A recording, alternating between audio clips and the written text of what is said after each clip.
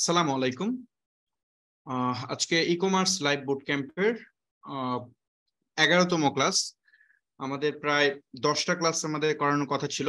তো আমরা হচ্ছে মানে আমাদের টপিক অনেক টপিক আছে যেগুলো মিস হয়ে গেছে। তারপর হচ্ছে আপনাদের অনেক রিকোয়েস্ট ছিল যে আমরা যেন আরো 2-1টা ক্লাস বাড়াই। সো ওই জায়গা থেকে আমি আরো 2টা ক্লাস ইনক্রিজ করছি, যে টপিকগুলো ইনক্রিজ করার জন্য। আমি আরো হয়তো ক্লাস বাড়াতে আমার ইচ্ছে ছিল আরো ক্লাস বাড়ানোর, বাট যেহেতু আমাদের ওয়ার্কশপ শুরু করতে হবে, আমাদের ফুললি প্ল্যান আছে 15 তারিখ থেকে ওয়ার্কশপের সম্পূর্ণ কার্যক্রম স্টার্ট করার। সো এই কারণে আসলে আমরা চাইলেও এটা আর ইনক্রিজ করতে পারবো না। সো এই জন্য আপাতত 2টা ক্লাসই আমরা ইনক্রিজ করতেছি, এবং এই 2টা ক্লাসে চেষ্টা করব যতটা সম্ভব ইনফরমেশন শেয়ার করার জন্য।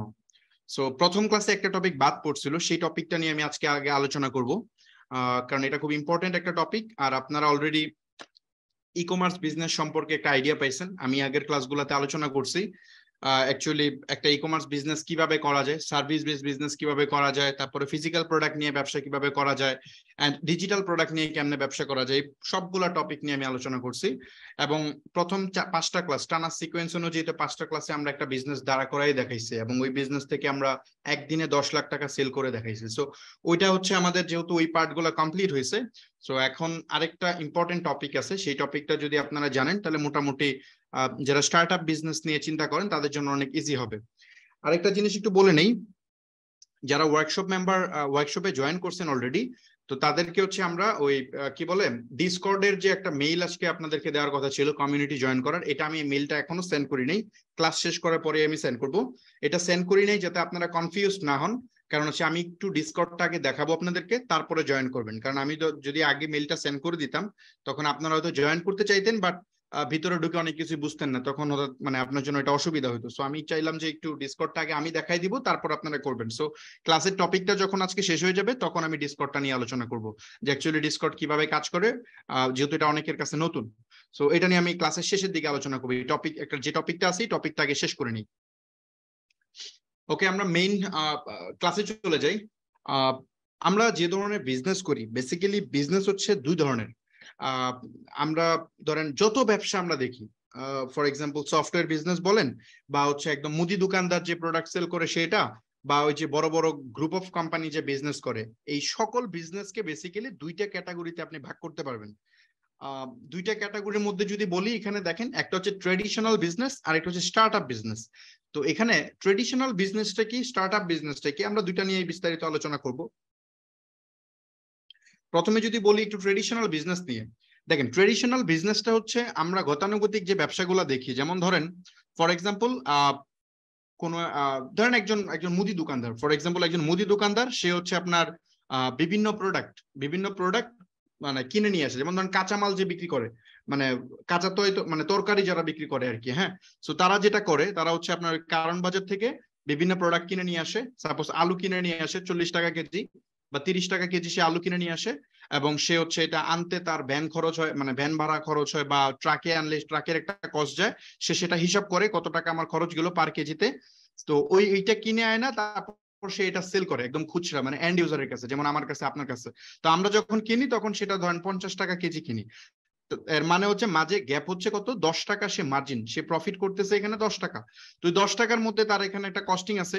ওই প্রোডাক্ট আনার সময় তার ধরেন 2 টাকা খরচ গেছে পার কেজিতে, বা 1 টাকা খরচ গেছে পার কেজিতে।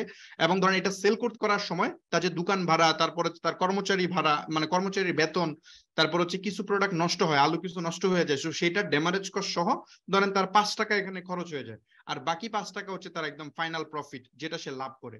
তো এইভাবে মূলত একটা বিজনেস ঘটে। প্রত্যেকটা প্রোডাক্টের ক্ষেত্রে একই ঘটনা। যদি আপনি মনে করেন যে এখন বড় স্কেল, এটা তো আমি একদম আলুর দোকান দিয়ে বুঝাইলাম, এখন যদি একটু বিগ স্কেলে চিন্তা করেন, সুপার শপের কথা, একই জিনিস। আপনি যদি সুপার শপের কথা ভাবেন, মিনা বাজার, তারপর হচ্ছে আপনার স্বপ্ন, আগোরা, এগুলো যদি দেখেন, একই কনসেপ্ট। তারা হচ্ছে বিভিন্ন ভেন্ডর থেকে প্রোডাক্ট কিনে, কেনার পর সেই প্রোডাক্টটা সে সেল করে। এখন মাঝে যে সে মার্জিনটা রাখে, একটা গ্যাপ রাখে, এই গ্যাপটা বেসিক্যালি কিছুটা তার প্রফিট, একদম ফাইনাল প্রফিট, আর কিছুটা হচ্ছে তার অপারেশন কস্ট, তার কোম্পানি বা দোকান এটা চালানোর জন্য যে কস্টিংটা, সেটা হচ্ছে ওই খরচ। সো এই একই প্রসেসে প্রত্যেকটা বিজনেস চলে। তো মাসে ধরেন সে 10 লাখ টাকা সেল করছে, তার মাঝে হচ্ছে তার প্রোডাক্ট কেনা খরচ 6 লাখ টাকা, 4 লাখ টাকা তার লাভ। এই 4 লাখের মধ্যে ধরেন 3 লাখ টাকা অপারেশন কস্ট এন্ড 1 লাখ টাকা লাভ পার মান্থ। সো এই ওয়েতে বেসিক্যালি বিজনেস গুলো চলে। তো আপনি যদি আরো বড় বিগ এক্সাম্পল দেখেন, ধরেন ফর এক্সাম্পল আপনি যদি দেখতে চান মেঘনা গ্রুপ বা প্রাণ আরএফএল গ্রুপ, এই টাইপের কোম্পানির কথা যদি ভাবেন, একই কনসেপ্ট, সেম বিজনেস। তারা কি করতেছে, ধরেন আরো বিগ স্কেলে বিজনেস করতেছে। তারা তারা দেখা যায় যে দেশের বাইরে থেকে তেল আনতেছে, গ্যাস আনতেছে, বা হচ্ছে আপনার পেঁয়াজ আনতেছে। হ্যাঁ, পেঁয়াজ কিন্তু ইন্ডিয়া থেকে আনা হয়। সো ইন্ডিয়া থেকে ধরেন পেঁয়াজ আনতেছে, বিশাল টন টন কে টন পেঁয়াজ আনতেছে। সো এই মেট্রিক মানে ওরা হিউজ বাল্ক কোয়ান্টিটি পেঁয়াজ আনতেছে, আয়না হচ্ছে তারা বিভিন্ন মানুষকে দিতেছে এবং ওটা মানুষ কিনে নিয়ে সেল করতেছে এন্ড ইউজারের কাছে। সো একই কনসেপ্ট, সে হচ্ছে 10 টাকা কেজি হয়তো তার কেনা পড়তেছে, তার এখানে ট্রান্সপোর্টেশন কস্ট আছে ধরেন আরো 2 টাকা করে, বাকি 3 টাকা করে পার কেজিতে তার লাভ। মানে ওই ম্যাগনা গ্রুপের কথা বলতেছি, তারা তো বিশাল টন টন নিয়ে আসতেছে। সো এই প্রত্যেকটা জিনিস একই রকম। ইভেন ম্যানুফ্যাকচার বিজনেস গুলোও এই ট্রেডিশনাল বিজনেসের মানে একই একই প্রসেস। দেখবেন যে তারা কিছু একটা মেক করতেছে, ওটার সাথে তারা অপারেশন কস্ট যোগ করতেছে এন্ড কিছুটা দাম বাড়ায় তারা সেল করতেছে। তো এটাই বেসিক্যালি ট্রেডিশনাল বিজনেস। আমরা অনেকেই আছি যারা এই বিজনেসটাই বুঝি। এর ছাড়াও যে আর একটা বিজনেস মডেল আছে, আর একটা ওয়েতে যে বিজনেস থেকে প্রফিট করা যায়, এখানে প্রফিট করার মডেলটা ইম্পর্টেন্ট। আপনি খেয়াল করবেন যে অন্যান্য আমি যে কটা বিজনেসের উদাহরণ দিলাম, প্রত্যেকটা বিজনেসের উদাহরণ একই টাইপের।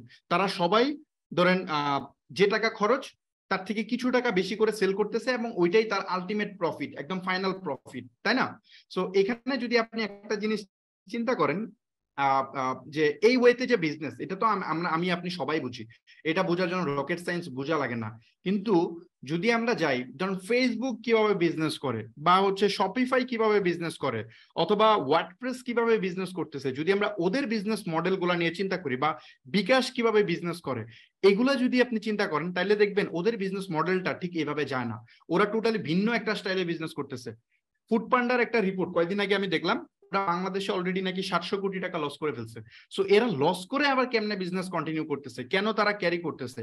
এই যে কিছুদিন আগে ইভ্যালি নিয়ে আপনাদের একটা ছিল, কনসেপ্ট ছিল, তো ইভ্যালি যে বিজনেসটা রান করছিল, তো ওরা যে এত এত অফার দিয়ে বিজনেস রান করতেছিল, তো এটা অ্যাকচুয়ালি কেন করতেছিল? এই বিজনেস মডেলটা অ্যাকচুয়ালি কি? বা হচ্ছে আপনার আমি যদি বলি নেটফ্লিক্সের নাম আপনারা অনেক শুনছেন, নেটফ্লিক্স স্টিল এখনো লস করতেছে প্রতি বছর। তো এই যে এত এত লস করতেছে, এরা আসলে বিজনেস কিভাবে রান করতেছে? এদের বিজনেসের মোটিভ কি, কেন এরা লস করে, বা অ্যাকচুয়ালি এরা কবে গেইনার হবে? তো ওদের বিজনেস মডেল আর আমি একটু আগে যে উদাহরণগুলো দিলাম, এই দুইটা কিন্তু এক না, দুইটাই ভিন্ন আছে। অ্যামাজনের বিজনেস মডেল ভিন্ন, দারাজের বিজনেস মডেল ভিন্ন, রাইট? সো এই জিনিসটাই আমি এখন একটু এক্সপ্লেন করব, ওইটা আসলে কোন ক্যাটাগরিতে পড়ে। তো ট্রেডিশনাল বিজনেসটা আমি এতক্ষণ যেটা বললাম, একদম মুদি দোকান থেকে শুরু করে বড় গ্রুপ অফ কোম্পানি, মানে প্রোডাক্ট, আমি কারো কাছ থেকে কোনো একটা প্রোডাক্ট আনতেছি, আইনা ওখানে আমার কিছু খরচ অ্যাড করে একটু বেশি দামে আমি সেল করতেছি, মাঝে একটা প্রফিট হচ্ছে, এই হচ্ছে আমার ট্রেডিশনাল বিজনেসের প্রসেস। এখন আমি ম্যানুফ্যাকচারার হই বা ট্রেডার হই বা হোয়াট এভার যেই হই, কোনো কিছু আসে যায় না, এই পুরা প্রসেসটাকে আমরা ট্রেডিশনাল বিজনেসের আওতায় আনতে পারি। তারপর যদি আমরা চিন্তা করি যে স্টার্ট আপ বিজনেসটা অ্যাকচুয়ালি কি, এই স্টার্ট আপ বিজনেসের কনসেপ্টটা যদি আমি একদম সিম্পলি আপনাদেরকে বলতে চাই, স্টার্ট আপের কনসেপ্টটা হচ্ছে একটা প্রবলেম ফাইন্ড আউট করা, মার্কেটের একটা সমস্যা আপনি খুঁজে বের করবেন, যে অ্যাকচুয়ালি আমি যে টার্গেট মার্কেট নিয়ে কাজ করতে চাই, এই টার্গেট মার্কেটের সমস্যাটা কি। মানে একটা যে কোনো সমস্যা হইতে পারে, সাপোজ হইতে পারে একটা সফটওয়্যারের সমস্যা, হইতে পারে একটা টেকনিক্যাল সমস্যা, হইতে পারে ধরেন একটা ট্রান্সপোর্টেশন সমস্যা, যে কোনো লজিস্টিক, এভরিথিং, যে কোনো একটা প্রবলেম আপনি ফাইন্ড আউট করবেন এন্ড ওই প্রবলেমটার একটা সমাধান ক্রিয়েট করবেন। ওই সমাধানটাই হবে একটা বিজনেস, এবং ওই বিজনেসটার কিছু গোল থাকবে। যেমন যদি আপনার এমন হয় যে ইনস্ট্যান্ট প্রফিট হবে ওই বিজনেস থেকে, এটা গ্রোথের দিকে আপনি ফোকাস করবেন না, ফোকাস করবেন কত তাড়াতাড়ি প্রফিটে যাওয়া যায়, তাইলে এটা হবে বিজনেস, মানে অ্যাকচুয়ালি যে ট্রেডিশনাল বিজনেস। বাট যখনই আপনি চিন্তা করবেন আপনার কোম্পানির গ্রোথ, আপনি চিন্তা করবেন যে আপনার মানে বিজনেসকে আপনি অনেক বড় করবেন, হ্যাঁ, এখানে প্রফিট ইম্পর্টেন্ট না, আপনার ইম্পর্টেন্ট কোম্পানি কত বড় হচ্ছে, তো এই ভিশনটা যখন ওইদিকে যাবে, তখন এটাকে আপনি স্টার্ট আপ বিজনেস বলতে পারবেন। এখন start up business actually profit কিভাবে করে? স্টার্ট আপ বিজনেস খালি শুনেন যে লস আর লস, লস আর লস, তাহলে এর অ্যাকচুয়ালি প্রফিটটা করে কেমনে?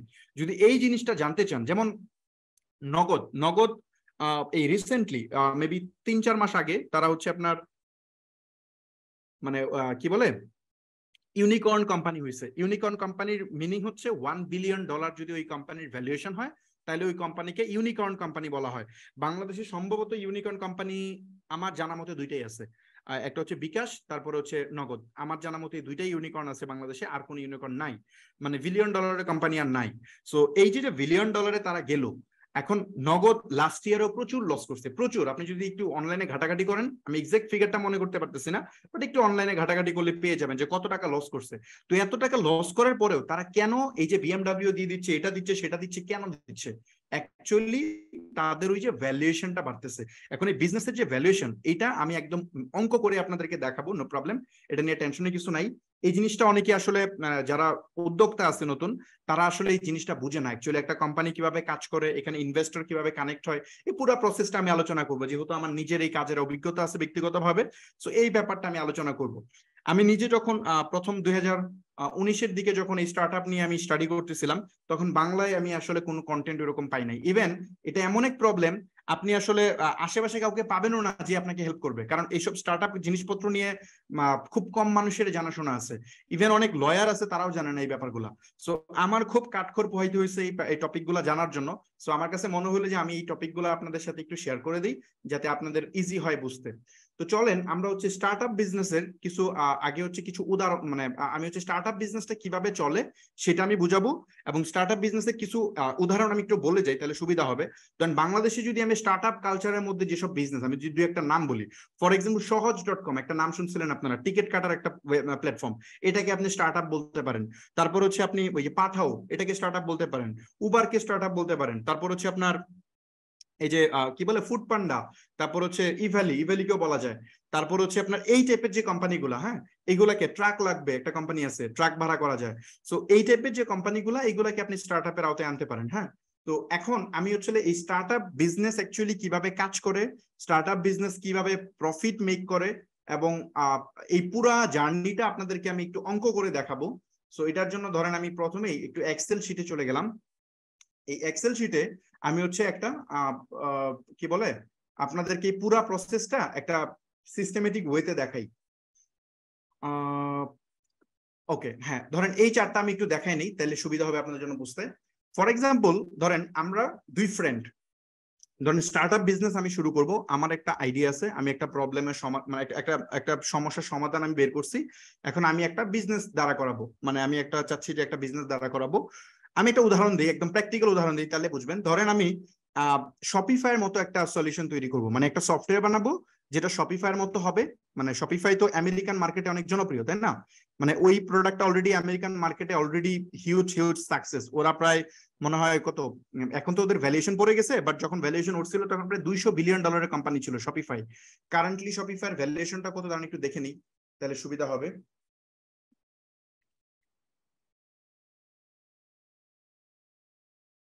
শপিফাই মার্কেট ক্যাপ লিখলে আপনি পেয়ে যাবেন। আচ্ছা, এখন ওদের ভ্যালুয়েশন কম আছে, 66 বিলিয়ন। আপনি যদি এখানে যান এই ওয়েবসাইটটাতে, আপনি বেসিক্যালি এই কোম্পানিগুলোর ইনফরমেশন পেয়ে যাবেন। এই দেখেন এখানে ওদের ভ্যালুয়েশন প্রচুর উঠছিল, এই দেখেন খেয়াল করেন, $212 বিলিয়ন উঠছিল। এটা উঠছিল হচ্ছে 2021 সালে নভেম্বর মাসে। তারপর এটা পড়া শুরু করছে, এন্ড এখন মানে ওই শেয়ার মার্কেটে সবারই অবস্থা খারাপ হয়েছে। আহ, সারা পৃথিবী ধরেন বিজনেস পড়ে গেছে, সব বিজনেস পড়ে গেছে, নট অনলি এটা, ফেসবুক থেকে শুরু করে সব। আপনি যদি এখানে দেখেন সবার বিজনেসই ড্রপ করছে। কারেন্টলি ওদের ভ্যালুয়েশন আছে $66 বিলিয়ন। এখানে গ্লোবাল র্যাঙ্কিং এ যদি যান, পৃথিবীর সবচেয়ে ভ্যালুয়েশন ওলা কোম্পানি হচ্ছে এর মধ্যে অ্যাপেল, তারপরে মাইক্রোসফট, মানে সবচেয়ে বেশি দাম আর কি কোম্পানির দাম। মানে তারপরে অ্যামাজন আছে এখানে, মেটা আছে এখানে, দেখেন মেটা যদি যাই, ফেসবুক খেয়াল করেন, ফেসবুকের ভ্যালুয়েশন 2012 সালে ছিল 63 বিলিয়ন, এই যে উপরে শো করতেছে। তারপরে যদি যান আপনি 2014, 175 বিলিয়ন। তারপর দেখেন এটা কিভাবে বাড়তেছে, গ্রো করার মানে রেটটা খেয়াল করেন। এই যে এখানে 2018 সালে হয়ে গেছে 542 বিলিয়ন। তারপরে এখানে একটু ড্রপ করছিল, আবার ওঠা শুরু করছে, এবং এই ফাইনালি কোভিড এর টাইমে এটা $1 ট্রিলিয়ন হয়ে গেছিল। এবং তারপর এটা অনেক ড্রপ করছে, এই যে দুই তিন লাস্ট মানে 2021 সালের পর থেকে অনেক ড্রপ করছে, আস্তে আস্তে এখন আবার উঠতেছে। এখন মনে হয় কত, এখন আছে $834 বিলিয়ন এই মুহূর্তে কারেন্টলি এটার ভ্যালুয়েশন, মানে মেটার, মানে ফেসবুকের। তো এইগুলা সবই হচ্ছে স্টার্ট আপের জন্য, এগুলো কেমনে বাড়ে, কিভাবে কাজ করে, এই পুরো প্রসেসটা আমি এখন দেখাবো প্র্যাকটিক্যালি, তাহলে আপনারা বুঝবেন। তো ধরেন শপিফাই যে জিনিসটা বললাম, শপিফাই হচ্ছে এমন একটা প্ল্যাটফর্ম, আমি একটু দেখাই দিই যাতে আপনাদের বুঝতে সুবিধা হয়।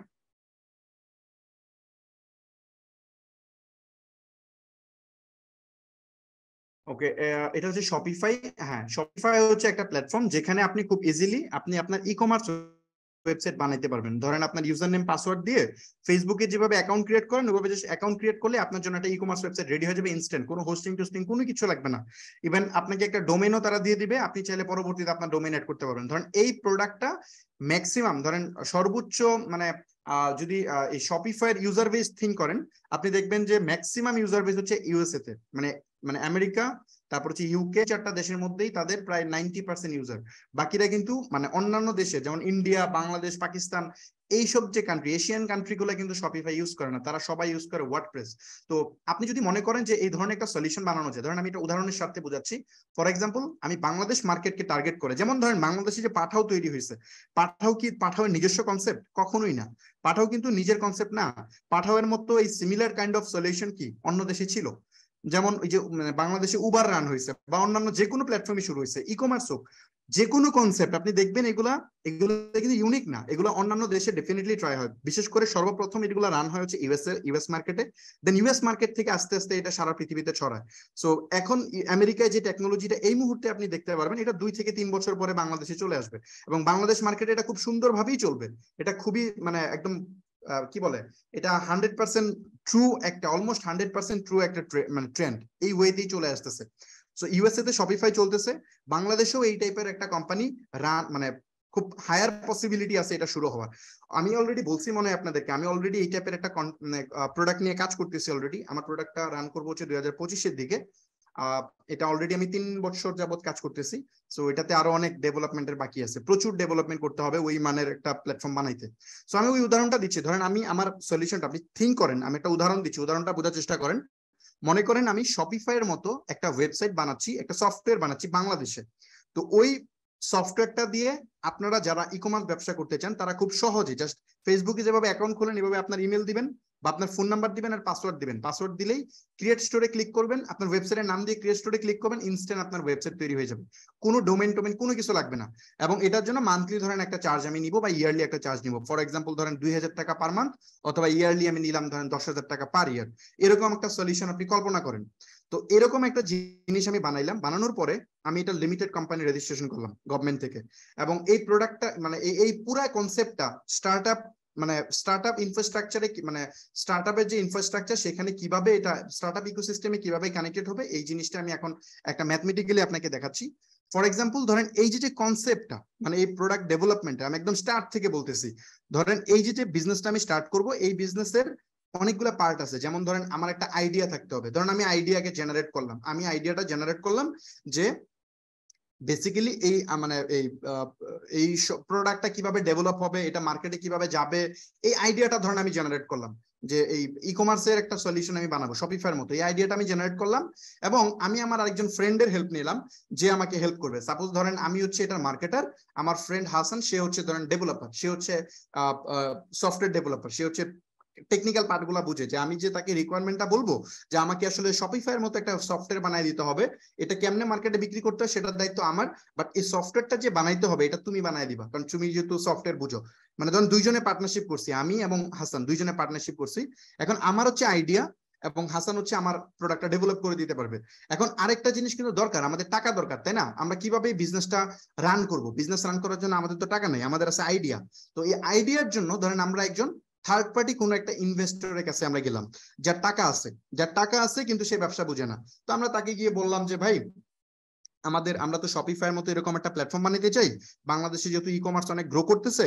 সো আমি যদি এই ধরনের একটা সফটওয়্যার বানাই, মার্কেটে এই মুহূর্তে তেমন কোনো কম্পিটিটর নাই, আমি যদি সফটওয়্যারটা বানায় যদি আমরা এটা 2000 টাকা পার মান্থ সাবস্ক্রিপশন প্যাকেজ এটা রান করি, তাহলে দেখা যাবে যে বাংলাদেশে প্রায় যদি 4-5 লাখ মানুষ ব্যবসা করে অনলাইনে, সেখান থেকে অ্যাটলিস্ট 10,000 মানুষও যদি আমাদের সলিউশনটা ইউজ করে, আমরা হিউজ হ্যান্ডসাম একটা রেভিনিউ আমরা পার মান্থ জেনারেট করতে পারবো।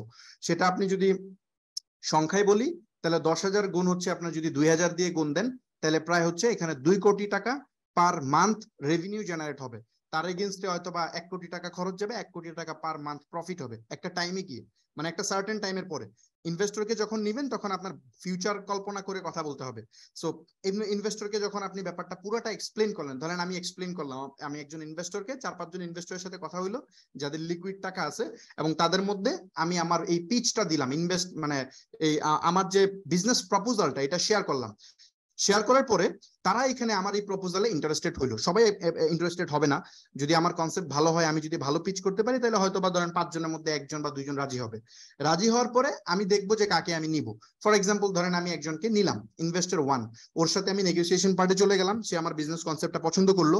পছন্দ করার পর আমি তাকে বললাম যে আমার বিজনেসের আমি তোমাকে 20% শেয়ার দিব, মানে 20% মালিকানা দিব তোমাকে, এটার বিনিময়ে তুমি আমার কোম্পানিতে 40 লাখ টাকা ইনভেস্ট করবা, মানে 40 লাখ টাকা ইনভেস্ট করবা। কারণ এই 40 লাখ টাকা দিয়ে আমরা এই সফটওয়্যারটা ডেভেলপ করব, মানে সফটওয়্যারের এমবিপি ভার্সনটা ডেভেলপ করব, মানে যাতে এখন তো ধরেন আইডিয়া পুরোটা আইডিয়া আছে, তাই না? আমরা তো জাস্ট আমার আইডিয়া হাসান সফটওয়্যার ডেভেলপ করতে পারবে, এখনো ডেভেলপ কিছু হয় না, কারণ ডেভেলপ করতে গেলে তো এমপ্লয়ি হায়ার করতে হবে, এমপ্লয়ি হায়ার করলে বেতন দিতে হবে, ওই টাকা আমি পাবো কই? সো এই টাকার জন্য বেসিক্যালি আমরা একজন ইনভেস্টরের কাছে গেলাম। সো আমাদের ইনভেস্টরকে আমরা কনভিন্সও করলাম, ধরেন কনভিন্স করার পরে আমরা 40 লাখ টাকা ইনভেস্টমেন্টও পাইলাম। পাওয়ার পরে প্রসেসটা কি রকম হবে সেটা জাস্ট একটু আমরা যদি একটা ম্যাথ করে দেখি, ধরেন আমরা এখানে মানে কোম্পানি ফরমেশনটা কিভাবে কাজ করে সেটা বুঝেছি। ধরেন আমরা একটা লিমিটেড কোম্পানি ফরমেশন করব আরজেসি থেকে, এবং সেইখানে হচ্ছে আমরা 3 জনের ডিরেক্টর থাকবো, আমি এবং হাসান, এবং ইনভেস্টর যে আছে সেও, আর্লি স্টেজে যে ইনভেস্টর হচ্ছে সেও থাকবে। এখন এই জিনিসটা কিভাবে কাজ করবে, ফর এক্সাম্পল ধরেন আমি এখানে যদি প্রথমেই এখানে ধরেন আমি হেড গুলা লিখে নিই, সাপোজ হচ্ছে ধরেন এখানে লিখে নিলাম নেম, তারপর হচ্ছে আপনার নেমের পরে আমি ধরেন এখানে দিলাম হচ্ছে টোটাল শেয়ার দেই, অথবা এখানে পার্সেন্টেজ দেই, সমস্যার জন্য বুঝতে সুবিধা হয়, পার্সেন্টেজ, তারপরে দিই হচ্ছে টোটাল শেয়ার, তারপরে দেই হচ্ছে আপনার টোটাল ভ্যালু, আর হচ্ছে ইনভেস্টমেন্ট অ্যামাউন্ট। ওকে, সো এই 5টা হেড আমি নিলাম এখানে। 5টা হেড নিয়ে ধরেন আমি নাম দিয়ে দিলাম, সাপোজ প্রথম ডিরেক্টরের নাম হচ্ছে আমি নিজেই, সেকেন্ড ডিরেক্টর হচ্ছে আমার হাসান, আমার ফ্রেন্ড, মানে আমরা যারা বিজনেস পার্টনার আমরা যে 2 জন শুরু করছি বিজনেস, এবং থার্ড হচ্ছে কে ইনভেস্টর, ইনভেস্টর 1।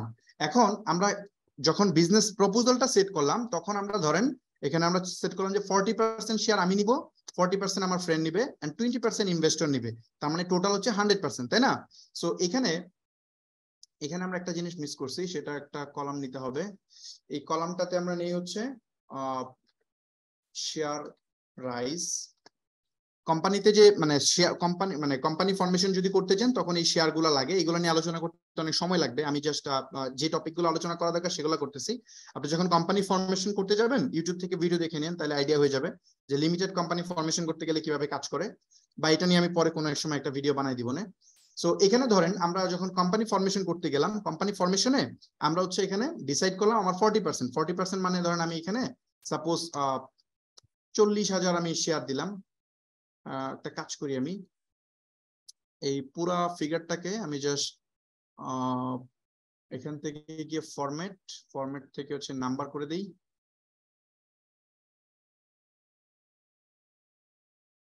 একটা মিনিট,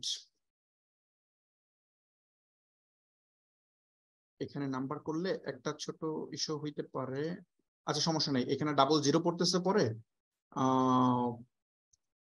সরি এখানে আমি যদি এগুলোকে টেনে, ওকে আমি এটা বাদ দিয়ে দিলাম, ওকে ফাইন।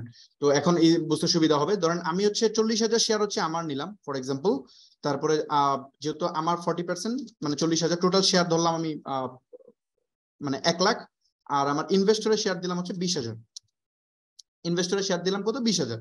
এখন শেয়ারের প্রাইস দিলাম ধরেন 100 টাকা করে, 100 টাকা করে শেয়ারের প্রাইস, তাহলে এটার ভ্যালু কত, ভ্যালু হচ্ছে এটা গুণ হচ্ছে 100, যদি এটা দেই তাহলে এটা ভ্যালুটা এখানে চলে আসে, এবং এখানে আমরা টান দিলে পুরো জিনিসটা চলে আসে। আচ্ছা, তো ইনভেস্টর এখানে ব্যাপারটা একটু বুঝেন, মানে আমি বুঝতেছি একটু কমপ্লেক্স হয়ে যাচ্ছে, বাট আমি একদম ক্লিয়ার করে দিচ্ছি, এটা নিয়ে টেনশন করবেন না।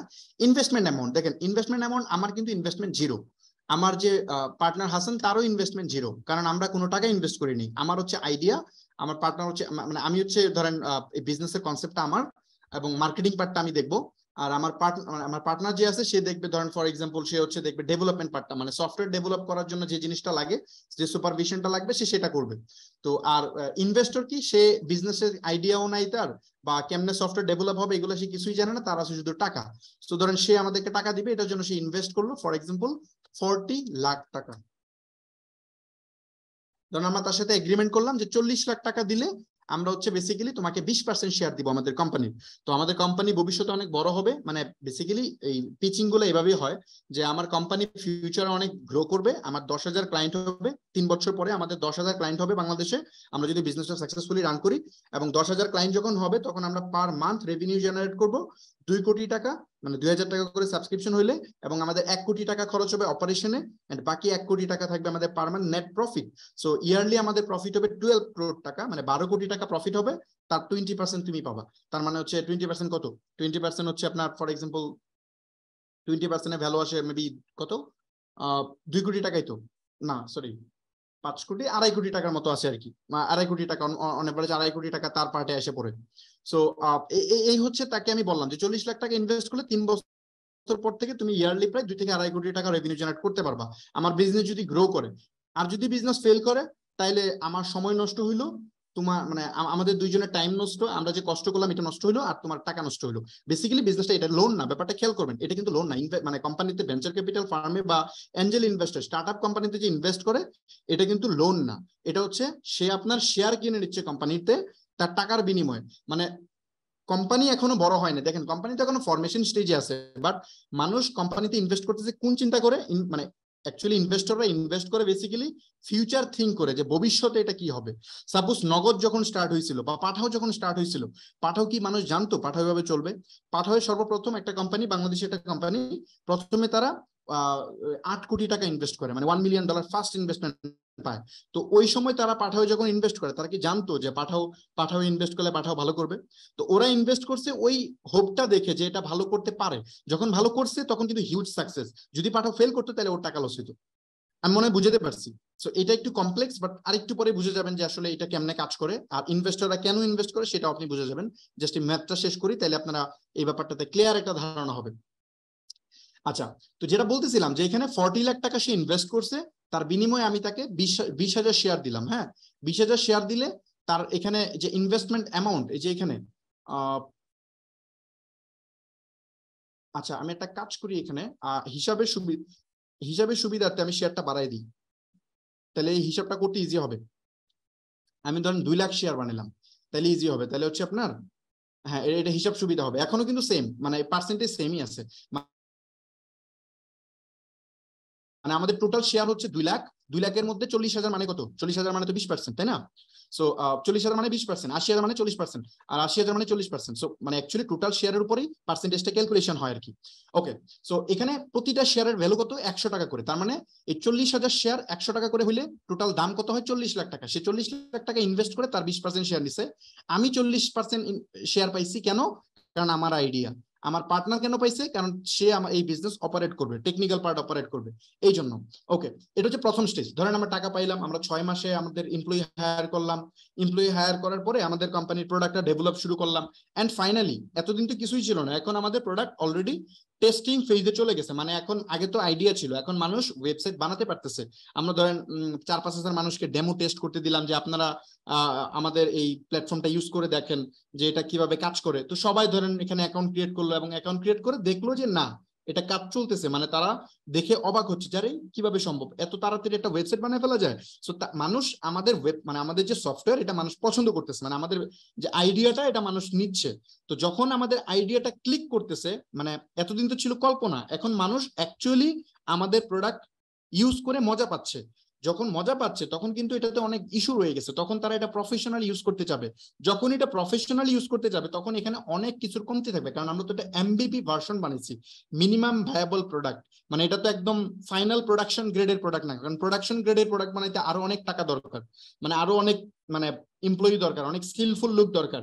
সো আমাদের তো টাকা ইনভেস্টমেন্ট কম ছিল, 40 লাখ। 40 লাখ টাকার ভিতরে আমাদের অফিস রেন্ট করা লাগছে, এই সব কিছু করা লাগছে। করে ধরেন আমরা এই আইডিয়াটা মানে আমরা একটা স্টেজ পর্যন্ত নিয়ে গেলাম। তো যখনই এটা এমভিপিটা উইন হবে, তখন বেসিক্যালি এগেইন এখানকার যে শেয়ার হোল্ডার, মানে আপনার যে বিজনেসের মেইন মালিক, মানে এই একটা স্টার্টআপের যে কো ফাউন্ডার বা ফাউন্ডার, এদের মেইন রিজন মানে 1 নাম্বার কারণটাই থাকে, মানে এদের এখানে একটা প্রধান কাজ থাকে, সেটা হচ্ছে কোম্পানিতে ইনভেস্টমেন্ট কালেক্ট করা। মানে স্টার্টআপে ইনভেস্টমেন্ট লাগবেই লাগবে, আদারওয়াইজ কিন্তু আপনি পারবেন না। সো এই যখনই আপনার বিজনেস গ্রো করতেছে, আপনি দেখতেছেন আপনার প্রোডাক্টটা উইন, মানুষ চলতেছে মার্কেটে, তখনই আপনার মার্কেটে ইনভেস্টরদের সাথে কানেক্ট হইতে হবে। সো দেখা যাবে আপনি আরো অনেক 10 জন ইনভেস্টরের সাথে আপনি কানেক্ট হয়েছেন, আপনি পিচিং করছেন, আপনার আইডিয়াটা বলছেন যে আমাদের এরকম একটা আইডিয়া, বাংলাদেশে এই সম্ভাবনা আছে, এটা খুব ভালো চলবে।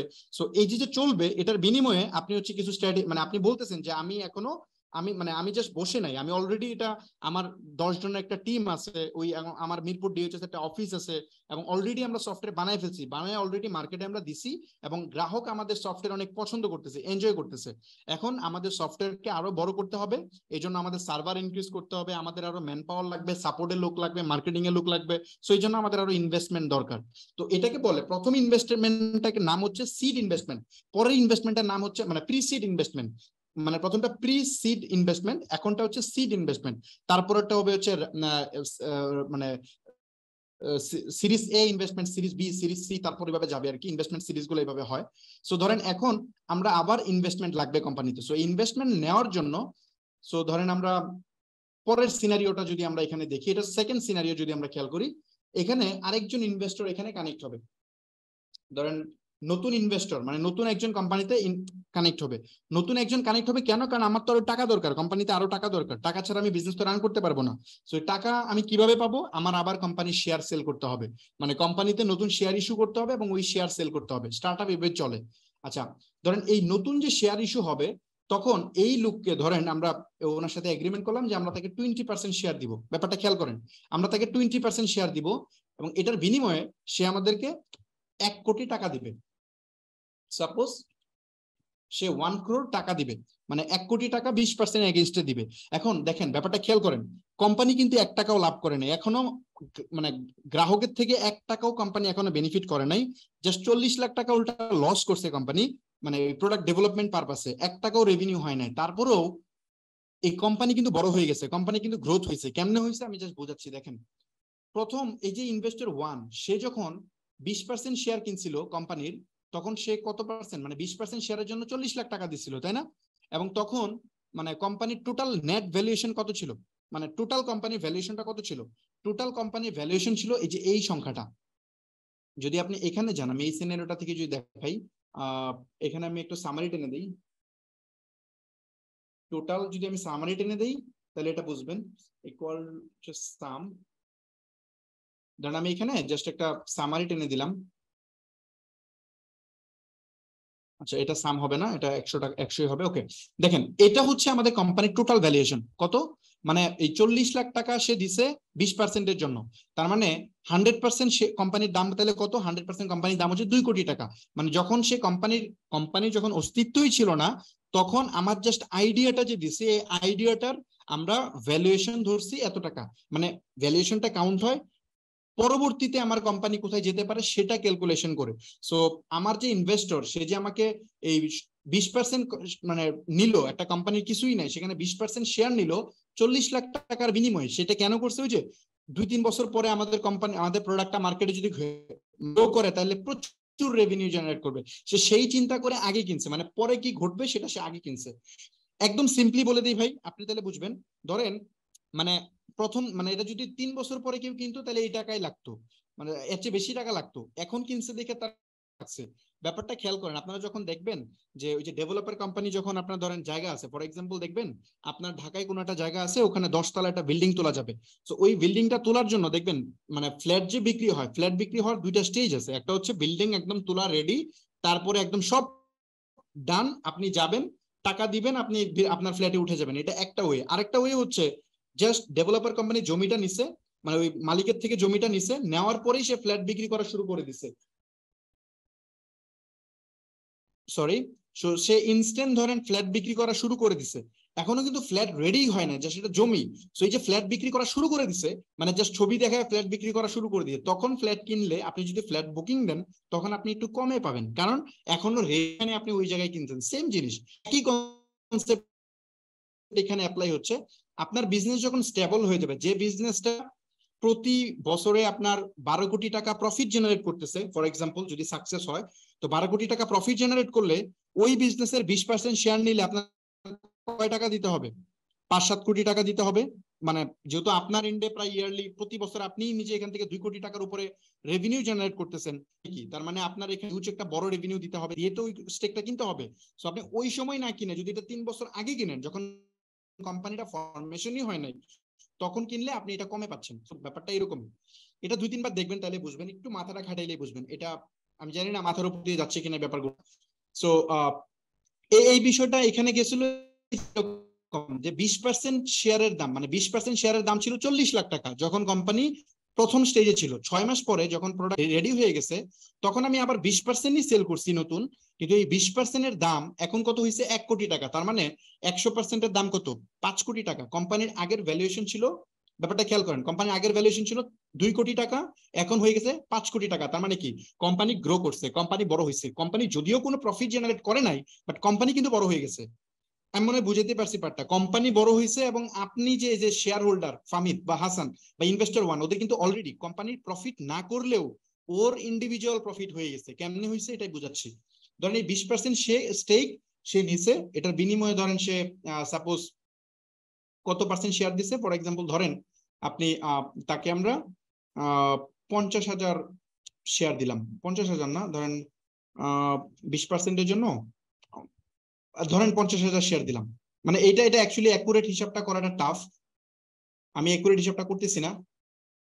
একটা মিনিট, সরি, এটা তো মনে হয়, আচ্ছা আমি একটু কাজ করি, একটু সবটার উপর দিয়ে দিই, নাম্বার ফরম্যাটিং। ওকে, 50,000 শেয়ার দিলাম, 50,000 শেয়ার, এবং দাম কত হইলো, ভ্যালু কত, মানে এটার এই 50,000 শেয়ারের ভ্যালু কত? 1 কোটি টাকা। যে 1 কোটি টাকা ইনভেস্ট করছে, সো এখানে 1 কোটি টাকা যাবে। সো আমি এখানে 1 কোটি টাকা বসাচ্ছি। সো 1 কোটি টাকা বসাইলাম। এখন এই শেয়ারের দাম আগেরটা কিন্তু কোম্পানি ওপেনিং এর সময় এটা ছিল, কোম্পানি ওপেন করার সময় আপনি আপনার মতো করে একটা শেয়ারের দাম দিছিলেন। এখন কিন্তু আপনি আপনার মতো করে দিচ্ছেন না, এখন অ্যাকচুয়ালি ভ্যালু হয়েছে, আরেকজনকে কাছে সেল করছেন। সো ভ্যালু যখন হবে, তখন এটা কেমনে বের হবে?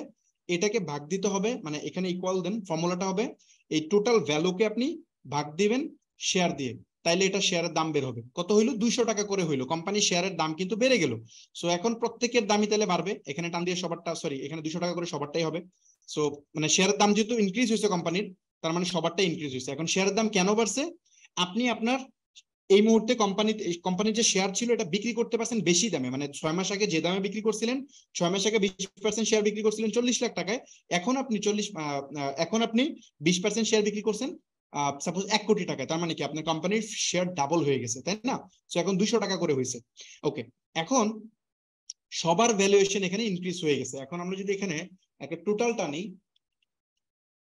টোটাল টানলে ইকুয়াল দিব, সাম দিলাম, এন্ড এটাকে টান দিয়ে আমরা এই পর্যন্ত নিয়ে আসলাম, এখানে 800 হয়ে গেছে। সো এটা যোগ হবে না, এটা অলওয়েজ 200, এটা 200 টাকা ফিক্সড হবে, এটা তো বাড়ার কথা না।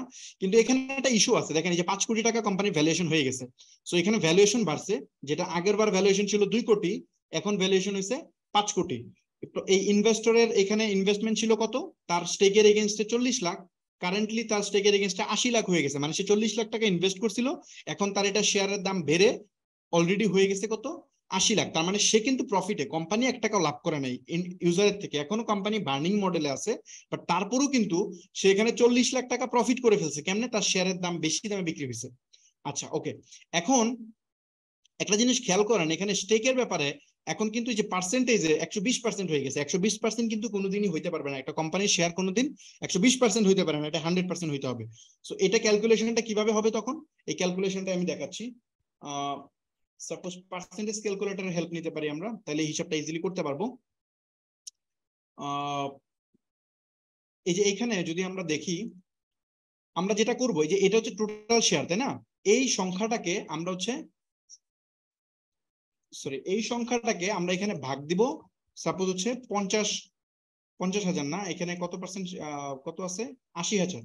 সো আমি এটাকে ধরেন 80,000 দিয়ে ভাগ দিই, তাহলে আমি মানে শেয়ারটা, আমার শেয়ার তো আরেকজনের কাছে চলে গেছে, সরি এটা আচ্ছা ভুল হয়েছে, একটা মিনিট।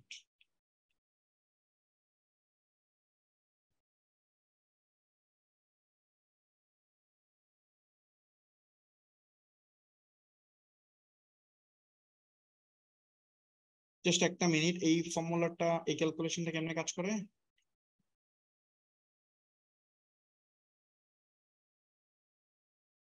এইটা তো পার্সেন্টেজ ক্যালকুলেট হচ্ছে, সো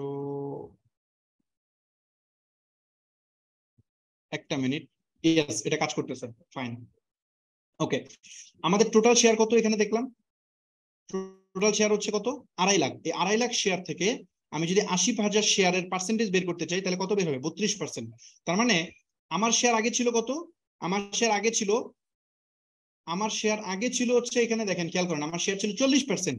বাট যখন নতুন মেম্বার যুক্ত হয়েছে, আরেকজন মেম্বার যে 20% শেয়ার পাইছে, সেটা তো সে আমাদের থেকেই যাবে, কোম্পানি তো এই 3 জনের থেকে শেয়ারটাই তো ওর কাছে যাবে, তাই না। আমার থেকে কিছু কমবে, হাসানের থেকে কিছু কমবে, ইনভেস্টর ওয়ানের থেকে কিছু কমবে, কমেই তো গিয়ে পুরো ওই নতুন ইনভেস্টরের জন্য শেয়ারটা হবে, তাই না। সো আমার এখান থেকে 8% চলে গেছে, তো হাসানের থেকে চলে যাবে 8%, মানে হবে 32%। অ্যান্ড ইনভেস্টর 1 যে ছিল তার ছিল 20%, এখন 20% কত হয়েছে, এখানে যদি আপনি দিয়ে দেন 40,000, তাহলে ওর হয়ে গেছে 16%। এই হিসাবটা কিন্তু অ্যাকচুয়ালি এখানে একটু এদিক সেদিক হইতে পারে, কারণ এই হিসাবটা আরো একুরেটলি করতে হয়, সময় নিয়ে করতে হয়। আমি জাস্ট র্যান্ডমলি বুঝাচ্ছি বোঝার সুবিধার্থে। তো এইভাবে যখন আমরা করলাম, দেখেন না এখানে কিন্তু 100% মিলে গেছে। সো আমার এখন কোম্পানি, মানে যখন কোম্পানি ভ্যালুয়েশন ইনক্রিজ হয়েছে, তখন আমার শেয়ারের দাম হইলো কত, 32% আমার হইলো, হাসানের 32%, ইনভেস্টর ওয়ানের হয়ে গেছে 16%, এন্ড ইনভেস্টর 2 যে নতুন জয়েন করছে তার 20%। তো এই হইলো সেকেন্ড রাউন্ড। এখন এই সেকেন্ড রাউন্ডে 1 কোটি টাকা ইনভেস্টমেন্ট পাই, আমি কি করব, আমি আরো এমপ্লয়ি হায়ার করব, হায়ার করে আরো তাড়াতাড়ি এটাকে প্রোডাকশন গ্রেডে নিব, মানে আমার যে সফটওয়্যারটা ওটাকে আমি প্রোডাকশন গ্রেডে নিব, নেওয়ার পরে এটা আমরা লঞ্চ করে দিব, মানে আমরা ফার্স্ট ভার্সন এটা রিলিজ করে দিব মার্কেটে। তো রিলিজ করার পরে ধরেন এই সফটওয়্যারটা মোটামুটি 200-300 মানুষ ইউজ করতেছে, মানে 300 মানুষ আমরা ধরেন বেটা ভার্সন বা আলফা ভার্সন রিলিজ করলাম, রিলিজ করার পরে 300-400 বা 500 মানুষ আমাদের সফটওয়্যারটা ইউজ করতেছে। সফটওয়্যারটা ইউজ করার পরে তারা হচ্ছে বিভিন্ন ফিডব্যাক দিচ্ছে যে আমাদের এই ফিচারটা হইলে ভালো, ওই ফিচারটা হইলে ভালো, এখানে এটা সমস্যা, এটা সলভ করেন, ওটা সলভ করেন। আমরা এই রিকোয়ারমেন্ট গুলো নিয়ে আমরা এটা সলভ করলাম। সলভ করার পরে আমরা যখন দেখলাম যে না, এই 500 জন ইউজার হ্যাপি, আমাদের সার্ভিস ইউজ করে সে এনজয় করতেছে, তখন আমি এটাকে কিন্তু স্কেল করব এখন। কারণ হঠাৎ করে স্কেল করলে সমস্যা, এখন আমার স্কেল করতে হবে। তো স্কেল করার জন্য আমার কি করতে হবে, এখন 500 ইউজার আছে, 500 ইউজার থাকলে আমার এই সফটওয়্যারটা মেনটেনেন্স এত ঝামেলা হবে না। বাট যখনই আমি চিন্তা করবো যে আমার এখন 2000 ইউজার হইতে হবে, তো যখন 2000 ইউজার আমাদের এখানে হবে, তখন কিন্তু আমার কাস্টমার সাপোর্ট বড় করতে হবে, আমার মার্কেটিং ডিপার্টমেন্ট বড় করতে হবে, আমার ডেভেলপমেন্ট ডিপার্টমেন্ট আরো বড় করতে হবে। কারণ ইন দ্য মিন টাইম আমি মার্কেটে চলে গেছি, এতদিন আমি লুকায় লুকায় কাজ করতেছিলাম, এখন মার্কেটে আসি। তার মানে আমার কম্পিটিটররা এই মুহূর্তে অলরেডি জেনে গেছে আমার সম্পর্কে, তারাও আমার এই সেম কনসেপ্ট কপি করা শুরু করছে। তার মানে এখন যদি আমি খরগোশের গতিতে আগাইতে থাকি, তাহলে কিন্তু আমার আগে তারা মার্কেট ধরে ফেলবে। সো আমাকে এখন খুব দ্রুত দৌড়াইতে হবে, তাড়াতাড়ি যেতে হবে, অনেক দ্রুত স্কেল করতে হবে।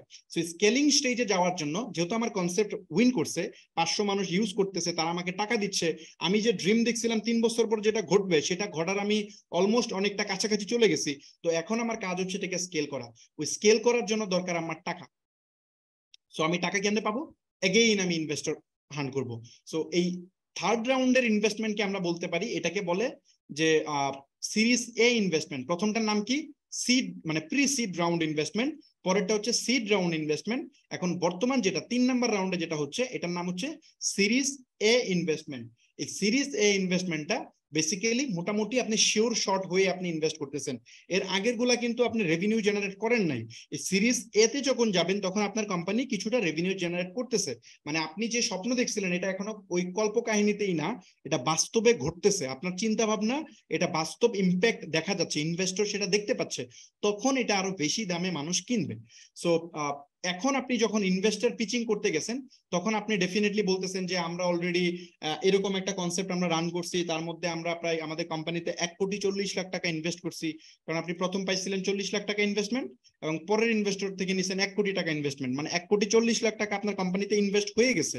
এটার অলরেডি আপনার ধরেন বিশাল এক অফিস আছে, আপনার অফিসে বিশাল অ্যাসেট আছে, আপনার প্রায় 30 জনের একটা টিম আছে। সো এই টিমকে এখন চালাইতে গেলে আপনার আরো টাকা দরকার, আপনার আরো স্কেল করা দরকার। সো তখন আপনি বেসিক্যালি আপনি যাবেন এই সিরিজ এ রাউন্ড ইনভেস্টমেন্ট কোনো ব্যক্তি আসলে করে না।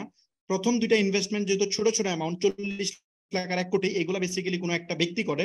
বাট যখনই এটা হবে সিরিজ এ ইনভেস্টমেন্ট, এটা হবে অনেক বড় ইনভেস্টমেন্ট, অ্যাকচুয়ালি 4-5 কোটি, বা অ্যাকচুয়ালি এটা $1 মিলিয়ন থেকে স্টার্ট হয়। মানে একটা স্ট্যান্ডার্ড মেনটেন হয় তো 1 মিলিয়ন থেকে স্টার্ট হয় আর কি। সো $1 মিলিয়ন মিনস মানে 10 কোটি টাকা বা 5 কোটি টাকা এরকম অ্যামাউন্ট স্টার্ট হয় আর কি। সো আপনি যদি সিরিজ এ ইনভেস্টমেন্ট গুলো দেখেন, বাংলাদেশে অনেক কোম্পানি অলরেডি পাইছে, তো তাদের ফিগার গুলো এরকমই $1 মিলিয়ন, $2 মিলিয়ন এরকম পায় আর কি। সো ওই রাউন্ডের ইনভেস্টমেন্ট যখন আপনি নিবেন, মানে সিরিজ এ ইনভেস্টমেন্ট যখন আপনি নিবেন, তখন আপনার ধরেন আপনার বিজনেস অলরেডি চলতেছে, সেটা আপনি দেখাইতে পারতেছেন, দেখাই আপনি ইনভেস্টরটা নিচ্ছেন। সো এই যখন এই সিরিজ এ ইনভেস্টমেন্ট নেওয়ার সময় যেহেতু টাকাটা অনেক বড়, এটা কোনো ইন্ডিভিজুয়াল ব্যক্তি আসলে ইনভেস্ট করতে পারে না। এটা ইনভেস্ট করে বেসিক্যালি কোনো কিছু কোম্পানি আছে, তারা এদের কি কোম্পানিগুলোর নাম হচ্ছে ভেঞ্চার ক্যাপিটাল ফার্ম। আপনি যদি একটু সার্চ করেন, আমি দেখাই দিই কয়েকটা। ভেঞ্চার ক্যাপিটাল ফার্ম যদি লিখে সার্চ করেন, এই ভেঞ্চার ক্যাপিটাল ফার্ম লিখে সার্চ করলে আপনি হচ্ছে অনেক অনেক ভেঞ্চার ক্যাপিটাল ফার্ম আপনি পেয়ে যাবেন। সো আমি হচ্ছে এখানে একটা কাজ করি, এখানে বাংলাদেশ লিখে দিই, বাংলাদেশে বেশ কয়েকটা ভেঞ্চার ক্যাপিটাল ফার্ম আছে। আচ্ছা, এই যে একটা আছে venture.com, বাংলাদেশ ভেঞ্চার, এটা হচ্ছে আপনার আর ওই যে কি বলে এই কোম্পানিটার নাম হচ্ছে, মানে এই যে ড্যাফোডিলের সুবুর খান আছে, ওনার হচ্ছে এটা ভেঞ্চার ক্যাপিটাল। আপনি যদি এখানে যান, হ্যাঁ এই যে সুবুর খান, ওনার হচ্ছে এই কোম্পানিটা বেসিক্যালি। ওরা বিভিন্ন জায়গায় ইনভেস্ট করছে, যদি ওদের পোর্টফোলিওতে যান তাহলে দেখতে পারবেন যে ওরা কোন কোন জায়গায় ইনভেস্ট করছে। যেমন ধরেন এই যে টেকস্টোন নামে একটা কোম্পানিতে ইনভেস্ট করছে তারা। তারপরে এই যে এখানে এখানে ডিজিটাল মানুষ নামে একটা অ্যাপ আছিল, ওইটার মধ্যে তারা ইনভেস্ট করছে। তারপর আলো নামে একটা অ্যাপ আছে, ওটাতে ইনভেস্ট করছে। উইন্ডো বুকিং, তারপরে এই যে এরকম এখানে গেলে আপনি ওদের পোর্টফোলিও গুলো দেখতে পারবেন আর কি। হ্যাঁ, এগুলোতে তারা বেসিক্যালি ইনভেস্ট করছে আর কি। সো আরো ওরা ইনভেস্ট করবে বিভিন্ন জায়গায় আপনি যদি জানেন। এবং ক্লোজ ইনভেস্টমেন্ট আছে কি কি, আচ্ছা এগুলো তাদের রানিং ইনভেস্টমেন্ট, মানে এগুলো এখনো তাদের সাথে কি লেখছে এটা, আপনারে.com নাকি, যে হোয়াটএভার। সো এই টাইপের বিভিন্ন জায়গায় তারা ইনভেস্ট করছে আর কি। তারপরে যদি আরেকটা কোম্পানি আছে, এটার নাম হচ্ছে বিডি ভেঞ্চার সম্ভবত, ইয়েস বিডি ভেঞ্চার, এরকম আরো বেশ কিছু আছে। বাংলাদেশি ভেঞ্চার ক্যাপিটাল ফার্ম গুলো এত বেশি অ্যাক্টিভ না, ইন্ডিয়ান ভেঞ্চার ক্যাপিটাল ফার্ম গুলো বেশি অ্যাক্টিভ।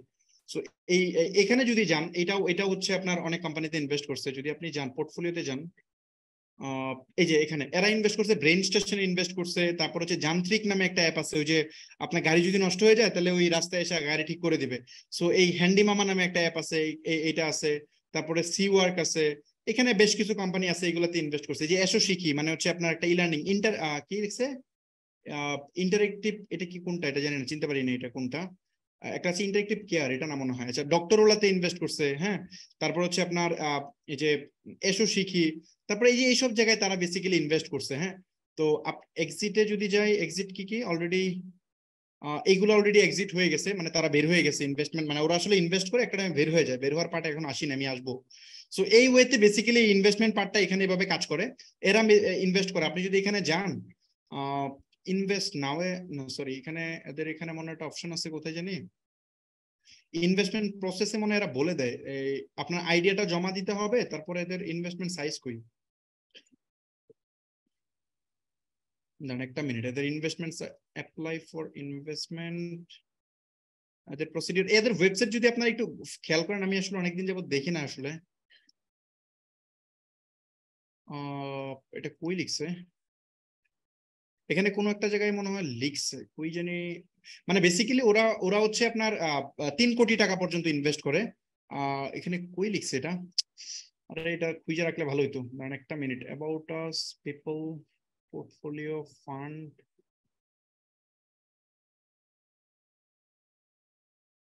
এখানে কি কোথাও লিখছে?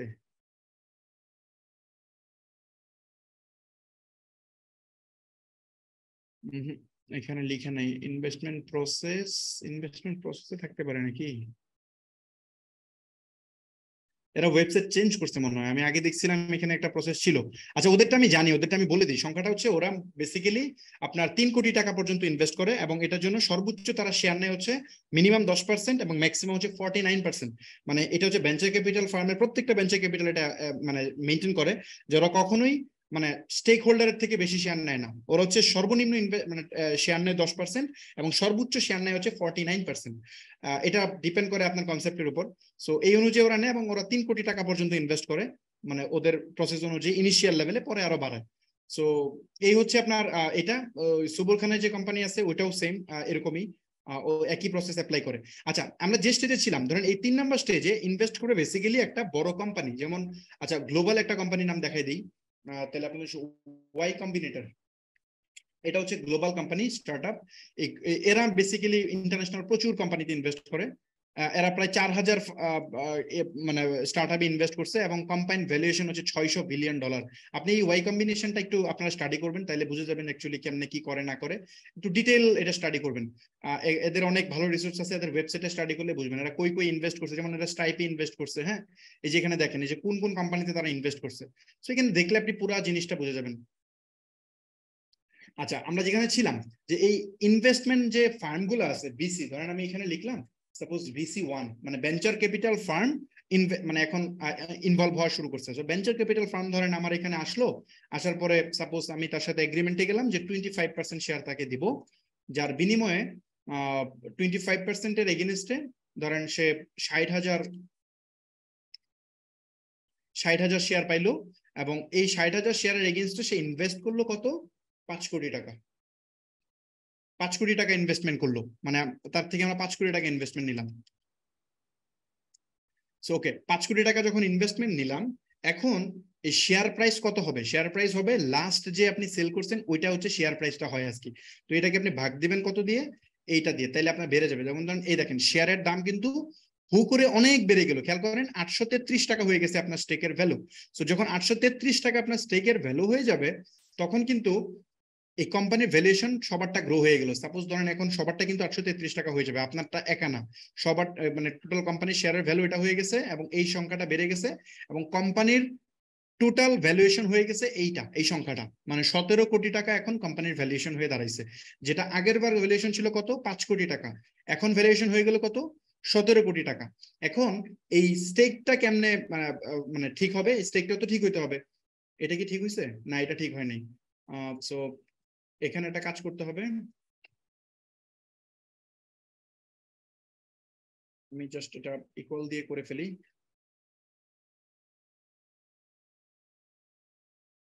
তো 6 দিলেই হবে, ওকে 6। তো এটা দিয়ে জাস্ট আমি টান দিয়ে দিই এখান এই পর্যন্ত।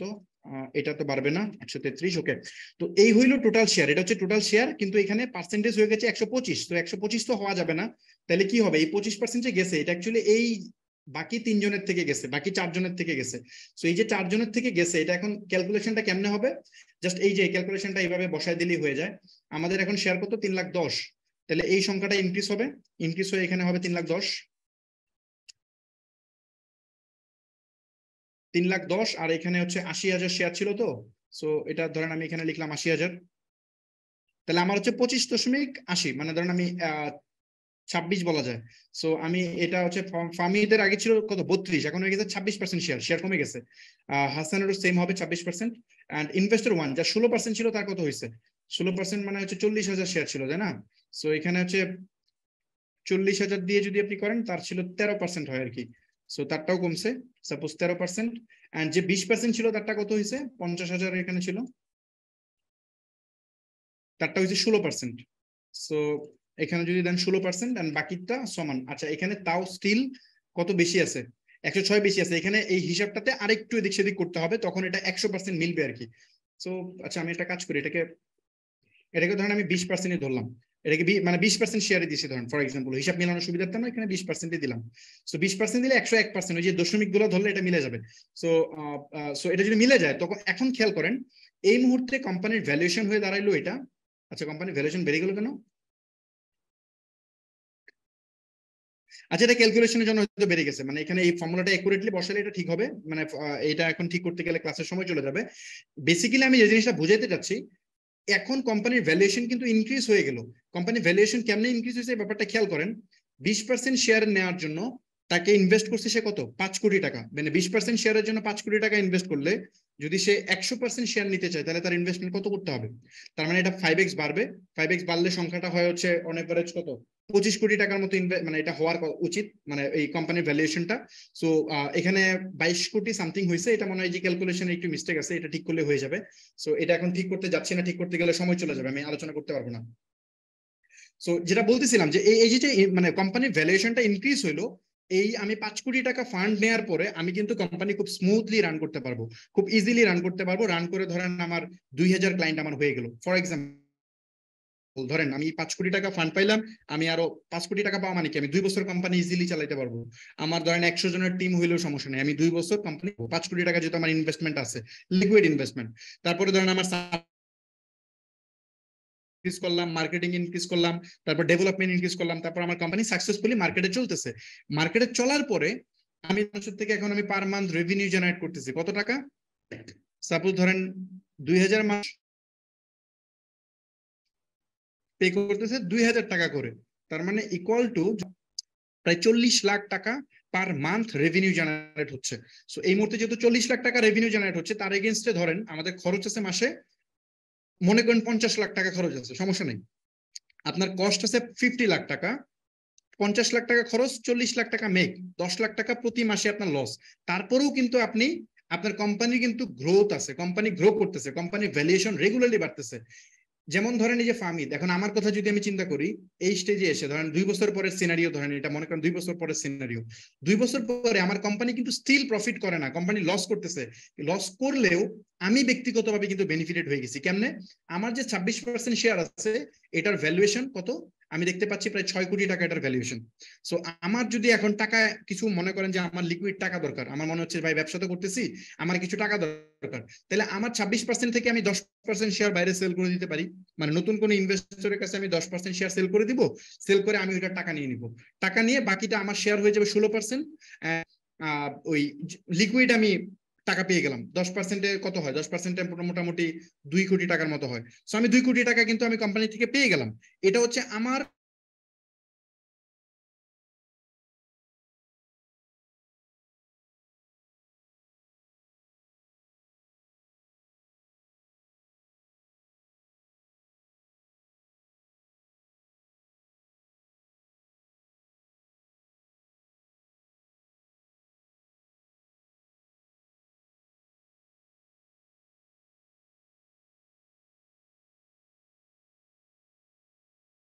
দেখা যাচ্ছে আমার এখানে নেট ডিসকানেক্ট হয়ে গেছিল।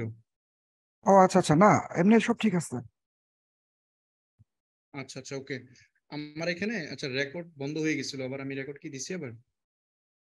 ওকে, আমার এখানে ডিসকানেক্ট হয়ে গেছিল। ওকে, আমরা কোথায় ছিলাম? এখানে বিসিতে ছিলাম। সো বিসি যখন 2 নাম্বার বিসি যখন আসবে, মানে আমরা যখন সেকেন্ড রাউন্ডে যাব, ওই সেকেন্ড রাউন্ডে ধরেন আমার কোম্পানি এখন প্রতি মাসে 10 লাখ টাকা করে লস করতেছে, কিন্তু লস করলেও আমি এখন আরো চাচ্ছি গ্রো করতে। মানে আমার 2000 ক্লায়েন্ট হয়ে গেছে, আমার এখন ক্লায়েন্ট বাড়াতে হবে, আমার তো খরচ মোটামুটি ডান, আমার প্রোডাক্ট ডেভেলপমেন্ট হয়ে গেছে। যখন প্রোডাক্ট ডেভেলপমেন্ট হয়ে গেছে, এখন জাস্ট আমি বাংলাদেশে এটাকে খুব হাইলি স্কেল করব। পাশাপাশি বাংলাদেশের মতো সিমিলার যে মার্কেট, যেমন ইন্ডিয়ান মার্কেট আর বাংলাদেশের মার্কেট সেম, সো আমি ইন্ডিয়ান মার্কেটেও আমার কোম্পানিটাকে লঞ্চ করতে চাই, যেহেতু একই টাইপের মার্কেট। সো ইন্ডিয়ান মার্কেটে লঞ্চ করতে গেলে আমার কিন্তু প্রোডাক্ট ডেভেলপ করতে হবে না, এটা হয়ে গেছে, জাস্ট মার্কেটিং দরকার। আমার ইন্ডিয়াতে একটা অফিস নিতে হবে, অফিস নিয়ে ইন্ডিয়ান মার্কেটে এটাকে এক্সটেন্ড করতে হবে। সো ওই ইন্ডিয়ান মার্কেটে এক্সটেন্ড করার জন্য এখন আমরা নিউ একজন ইনভেস্টর নিব, এটা হচ্ছে BC2।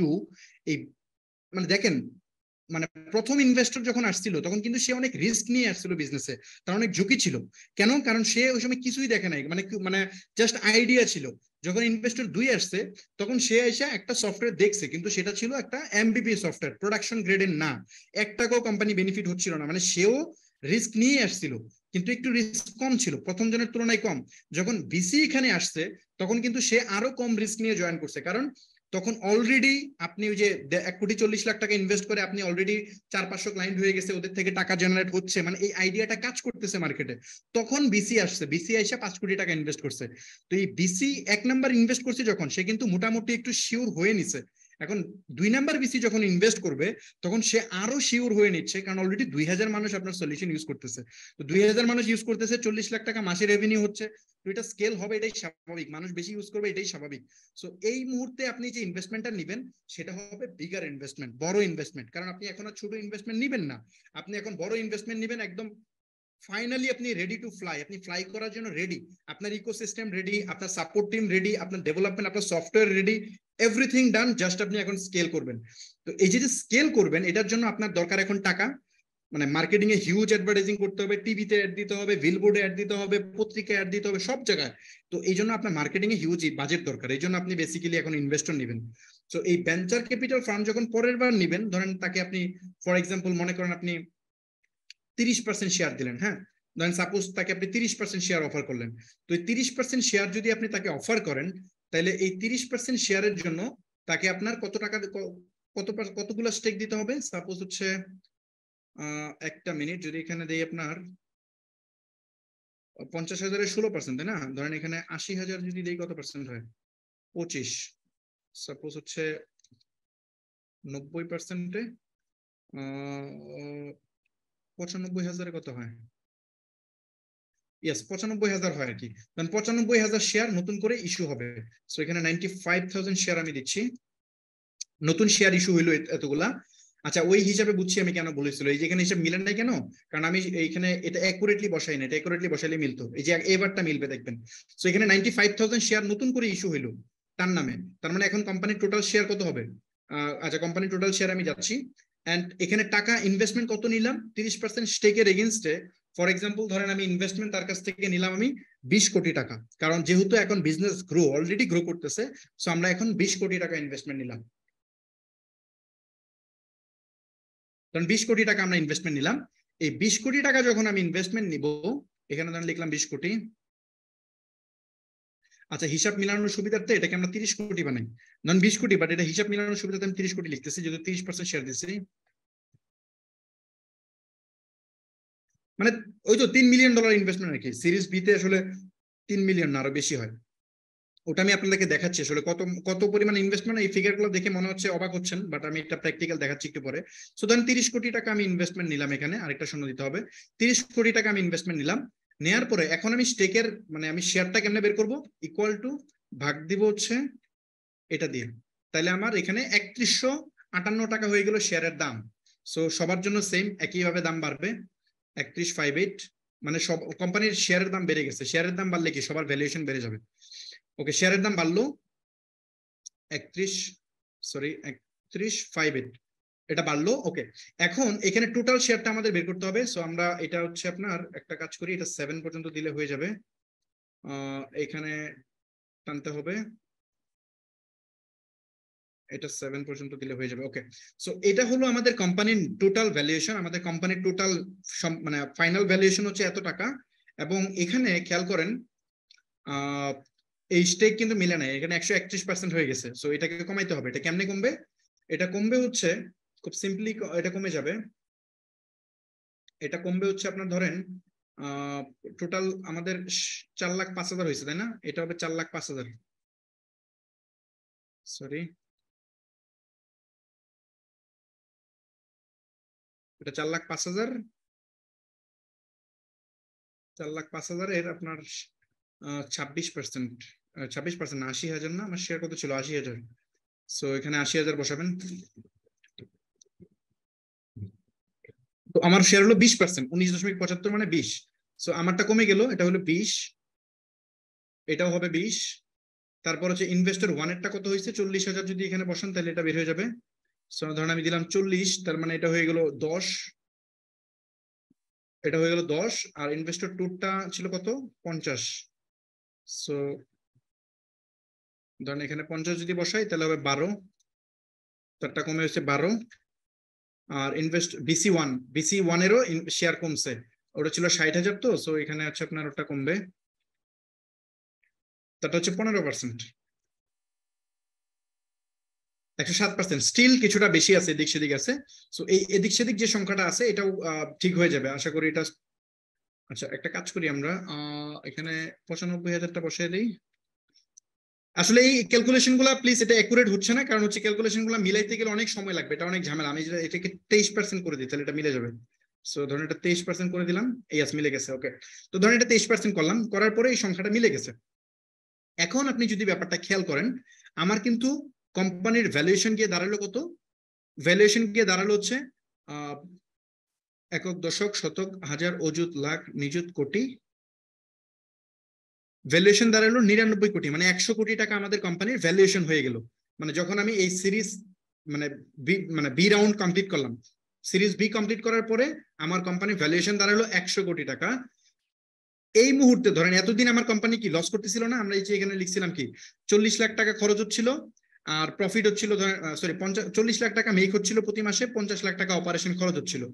এই মুহূর্তে আইসা ধরেন আমাদের কোম্পানি ফাইনালি প্রফিট করা শুরু করছে। সো প্রফিট করা শুরু করতে বলতে আমাদের এখন ক্লায়েন্ট ধরেন বেড়ে গেছে, 2 বছর পরে আমাদের ক্লায়েন্ট সংখ্যা বেড়ে গেছে। সাপোজ ধরেন 10,000 ক্লায়েন্ট আমরা পৌঁছে গেলাম, মানে যদি 30 কোটি টাকা ইনভেস্টমেন্ট পাইছি, 10,000 ক্লায়েন্টে আমরা পৌঁছে গেছি এবং আমরা 2,000 টাকা করে পার মান্থ আমরা হচ্ছে পাচ্ছি। তো এই তার মানে হচ্ছে 2 কোটি টাকা পার মান্থ আমাদের রেভিনিউ হচ্ছে।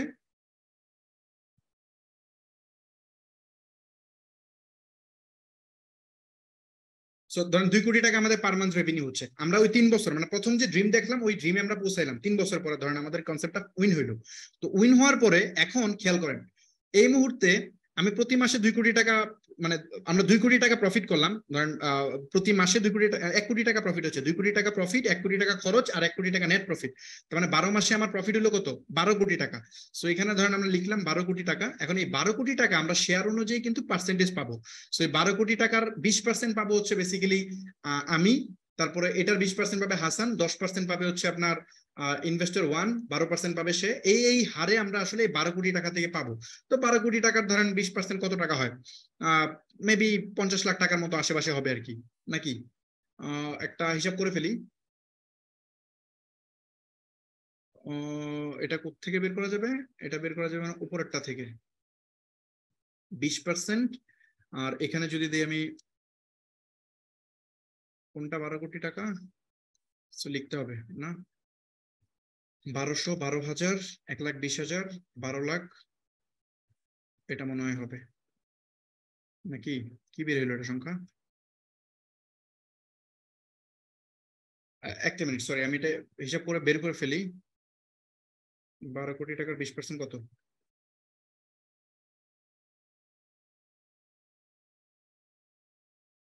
হ্যাঁ 2 কোটি 40, হ্যাঁ 12 কোটি টাকা 20% হচ্ছে 2.4 ক্রোর আর কি, মানে 2.5 কোটি টাকার মতো আমি পাবো। সো আমি পাইলাম ধরেন 2.5 কোটি টাকা ফর এক্সাম্পল, মানে 1 মাস পরে আমি পাইলাম, এখানে লিখি সাইডে 2.4, হাসানও পাবে 2.4, তারপর হচ্ছে আপনার ওই ইনভেস্টর 1 সে পাইছে কত? সে ধরেন পাবে হচ্ছে আপনার 10%, তো সে পাবে হচ্ছে আপনার 1.2। তারপরে আরেকজনের কত আছে? 12% আছে, সো সে পাবে 1.4। তারপরের জন্য আছে 15%, সো সে পাবে হচ্ছে 1.8। এন্ড ফাইনালি তার আছে 23%, সো সে পাবে হচ্ছে আপনার 2.7। সো এই হইলো আপনার, এটার সাম করলে হয় হচ্ছে 12। সো এই হচ্ছে আমাদের, মানে আমরা কিভাবে পাইছি আর কি, টাকাটা আমরা কিভাবে পাইছি। এটা হচ্ছে প্রফিট, মানে 1 বছর, মানে 4 বছর হইল, 3 বছর আমাদের কোম্পানি চললো, কোনো লাভ হইলো না। 4 নাম্বার বছরে গিয়ে আমরা 12 কোটি টাকা লাভ করলাম, তার থেকে আমি প্রফিট করলাম মানে 2.5 কোটি টাকার মতো। এবং মানে আমরা যারা একদম শেয়ার হোল্ডার ছিলাম, আমরা প্রফিট করলাম 2.5 কোটি করে। এন্ড বাকি যে আছে সেগুলো 1.2 ক্রোর। এবং যে লাস্ট ইনভেস্টর সে যেহেতু বেশি ইনভেস্ট করছে, তাই সে 2.7 ক্রোর সে মানে ওই ইয়ারে সে প্রফিট পাইলো, মানে ডিভিডেন্ড পাইলো। এখন এইটা কিন্তু হচ্ছে ট্রেডিশনাল বিজনেস অনুযায়ী এটা হচ্ছে প্রফিট, এটাই প্রফিট।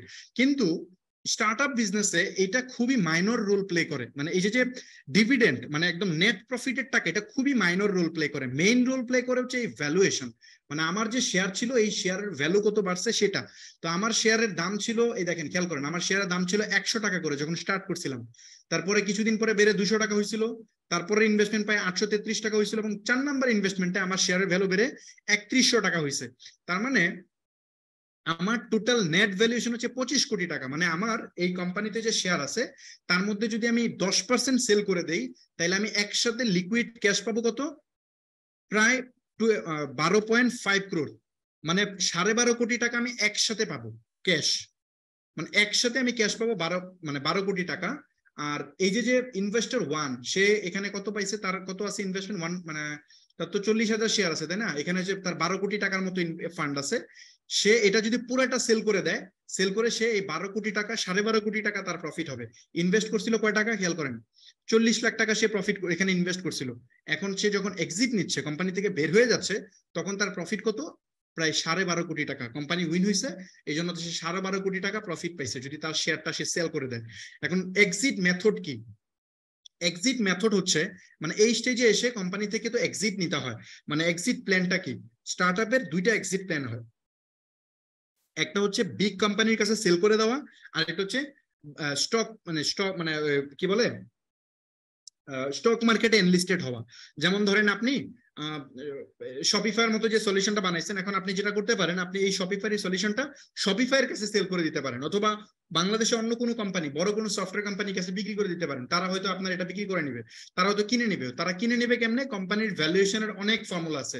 এক হচ্ছে লাস্ট যে ইনভেস্ট করছে সেটা দিয়ে তো ভ্যালুয়েশন আমরা বের করলাম যে 100 কোটি টাকা ভ্যালুয়েশন। আরেকটা মেথড আছে, আপনি ইয়ারলি যা, মানে অনেকগুলো ফর্মুলা আছে, এই ভ্যালুয়েশন হওয়ার অনেক ফর্মুলা আছে। আপনি যা রেভিনিউ জেনারেট করতেছেন তাকে 10 বছর দিয়ে গুণ দিয়ে একটা রেভিনিউ আছে। যেমন ধরেন আপনি যদি 10 কোটি টাকা প্রতি বছর রেভিনিউ জেনারেট করেন, তাহলে আপনার কোম্পানির ভ্যালুয়েশন জেনারেট হবে, 10 কোটি টাকা প্রফিট যদি হয়, তাহলে আপনার কোম্পানির ভ্যালুয়েশন হবে 10 টাইম, এটাকে 10 গুণ বাড়াবে, 10 গুণ বাড়ায় এটার ভ্যালুয়েশন হবে। তো 10 গুণ বাড়ালে 100 কোটি টাকা হয়, ওই ফর্মুলা এটা মেনটেন করে। সো অথবা হইতে পারে আইটি কোম্পানি, যেটা হাই গ্রোথ কোম্পানি আছে, এগুলোর ক্ষেত্রে দেখা যায় 50 গুণ বেশি, 50 গুণ দিয়ে বেশি গুণ হয়। আপনি একটু গুগলে সার্চ করবেন যে স্টার্টআপ কোম্পানির ভ্যালুয়েশন কিভাবে করা হয়, তো এরকম অনেক ফর্মুলা পাবেন। এর মধ্যে আমি দুইটা ফর্মুলা বললাম, একটা হচ্ছে লাস্ট যে ইনভেস্টমেন্ট হয়েছে সেই ইনভেস্টমেন্টে শেয়ার দিয়ে গুণে একটা ভ্যালুয়েশন বের করা যায়। আরেকটা ভ্যালুয়েশন বের করা যায় হচ্ছে যে টাকা আপনি লাস্ট ইয়ারে যে টাকা আপনি নেট প্রফিট করছেন, সেটাকে 10 দিয়ে গুণ দিলে যে টাকাটা হয়, এটা হচ্ছে কোম্পানির টোটাল ভ্যালু। সো ওই ভ্যালুয়েশনে আপনি অ্যাকচুয়ালি আপনার কোম্পানিটাকে বড় কোনো ইন্ডাস্ট্রির কোনো বিগ কোম্পানির কাছে সেল করে দিবেন। যেমন হইতে পারে ফেসবুকের কাছে, হইতে পারে আপনার গুগলের কাছে, এই টাইপের কোম্পানির কাছে সেল করে দিবেন। অথবা আপনি নিজে স্টক মার্কেটে এনলিস্টেড হবেন, এনলিস্টেড হয়ে আপনি পাবলিকের কাছে আপনার কোম্পানি শেয়ার সেল করে আপনি এখান থেকে আপনার যদি মন চায় টাকা ক্যাশ করার আপনি ক্যাশ করবেন, নতুবা আপনি আপনার কোম্পানি মানে ক্যাশ রাখবেন। কোম্পানি যদি ভালো করে তাহলে আপনার শেয়ারের দাম বেড়ে যাবে। এখানে আছে তো কত, 3100 টাকা না, যদি কোম্পানি ভালো করে তাহলে দেখা যাবে আপনার শেয়ারের দাম বেড়ে 3500 হয়ে গেছে। 3500 হয়ে যাওয়া মানে কি, আপনার ইনস্ট্যান্ট আপনার টাকা বেড়ে যাওয়া। দেখবেন যে ইলন মাস্কের টাকা আজকে, মানে দেখবেন যে ইলন মাস্কের টাকা প্রতিদিন লস হয়। একটা কাজ করি, আপনাদেরকে এটা প্র্যাকটিক্যাল দেখাই, তাহলে বুঝতে সুবিধা হবে। যদি এখানে সার্চ করেন ওয়ার্ল্ড, আচ্ছা টপ 10 বিলিয়নিয়ার, ফোর্বস এর একটা তালিকা প্রকাশ করে রিয়েল টাইম। সো এটা হচ্ছে আপনার বিলিয়নিয়ারদের লিস্ট। ওকে গুড, এটা হচ্ছে বিলিয়নিয়ারদের লিস্ট। খেয়াল করেন ইলন মাস্কের নেটওয়ার্থ হচ্ছে 258 বিলিয়ন ডলার এই মুহূর্তে। এই বিলিয়ন ডলার এগেইনস্টে সে কি করছে দেখেন, খেয়াল করেন চেঞ্জ। সে লাস্ট 24 ঘন্টায় 1.7 বিলিয়ন ডলার লস করছে। মানে বুঝতেছেন ভাই, 1.7 billion dollar, 1.7 billion dollar means হচ্ছে প্রায় 17,000 কোটি টাকা সে লস করছে লাস্ট 24 ঘন্টায়। আর এই যে সেকেন্ড ব্যক্তি দেখতেছেন, সে 2 বিলিয়ন ডলার গেইন করছে, মানে তার 2 বিলিয়ন ডলার সম্পদ বাড়ছে জাস্ট 24 ঘন্টায়। তো 2 বিলিয়ন ডলার ইকুয়াল টু 20,000 কোটি টাকার সম্পদ তার 2 ঘন্টায় বাড়ছে। তারপরে যদি এখানে দেখেন যে এখানে যদি একটু নিচে যান, বিল গেটস এর প্রায় 381 মিলিয়ন ডলারের শেয়ার কমে গেছে। মার্ক জাকারবার্গ লাস্ট 24 ঘন্টায় 10,000 কোটি টাকার সম্পদ কমে গেছে। এখন এই যে সম্পদ 10,000 কোটি টাকার কমে গেছে এবং বাড়ছে, এটা কেমনে হচ্ছে? ওই যে আমি আপনাকে যে ফর্মুলা বললাম, এই শেয়ারের দাম পাবলিক ট্রেড করে যখন বাড়ে তখন তার সম্পদ বেড়ে যায়। যেমন ধরেন আমি যদি জাস্ট এখানে জাস্ট লিখে দিই হচ্ছে 5,500 4,500, দেখেন আমার এই যে আমার কিন্তু ভ্যালু বেড়ে গেছে। খেয়াল করছেন, আমার কিন্তু নেটওয়ার্থ বেড়ে গেছে। সো এই সেম ওয়েতে যখনই এখানে এটা বেড়ে যাবে তখনই নেটওয়ার্থ ইনক্রিজ হয়ে যাবে। সো এটাই অ্যাকচুয়ালি স্টার্টআপ কনসেপ্ট। স্টার্টআপ এভাবেই কাজ করে। এই যে ইলন মাস্কের শেয়ার যে কমে যাচ্ছে বেড়ে যাচ্ছে, এটা হচ্ছে কেন? এটা এই কারণে প্রতিদিন তাদের শেয়ারের দাম বাড়তেছে কমতেছে মার্কেটে। যখন বাড়ে তখন তার ভ্যালু বাড়তেছে, যখন কমতেছে তখন তার ভ্যালু কমতেছে। সো এইটাই হচ্ছে প্রসেস। অ্যাকচুয়ালি বড় বড় কোম্পানি এই ওয়েতেই চলে। এটাই হচ্ছে মেইন সিস্টেম আর কি। এখন দুইটা স্টোরি বলবো, স্টোরি বলে আমি আজকে এই টপিক শেষ করে দিব, ক্লাসের মেইন যে টপিক সেটা শেষ করে দিব। 1 নম্বর স্টোরি, পেপ্যালের কথা আপনারা সবাই জানেন। পেপ্যাল একটা কোম্পানি। এই পেপ্যালের যে ফাউন্ডার, এদেরকে বলা হয় মাফিয়া। কেন বলা হয়? কারণ পেপ্যালের যারা ফাউন্ডার ছিল এরাই বেসিক্যালি টেক ওয়ার্ল্ডে পরবর্তীতে যত বড় বড় জিনিস আছে এগুলো আবিষ্কার করছে। পেপ্যালের টোটাল 4-5 জন ফাউন্ডার ছিল, এরা পেপ্যালকে গ্রো করছে প্রথমে।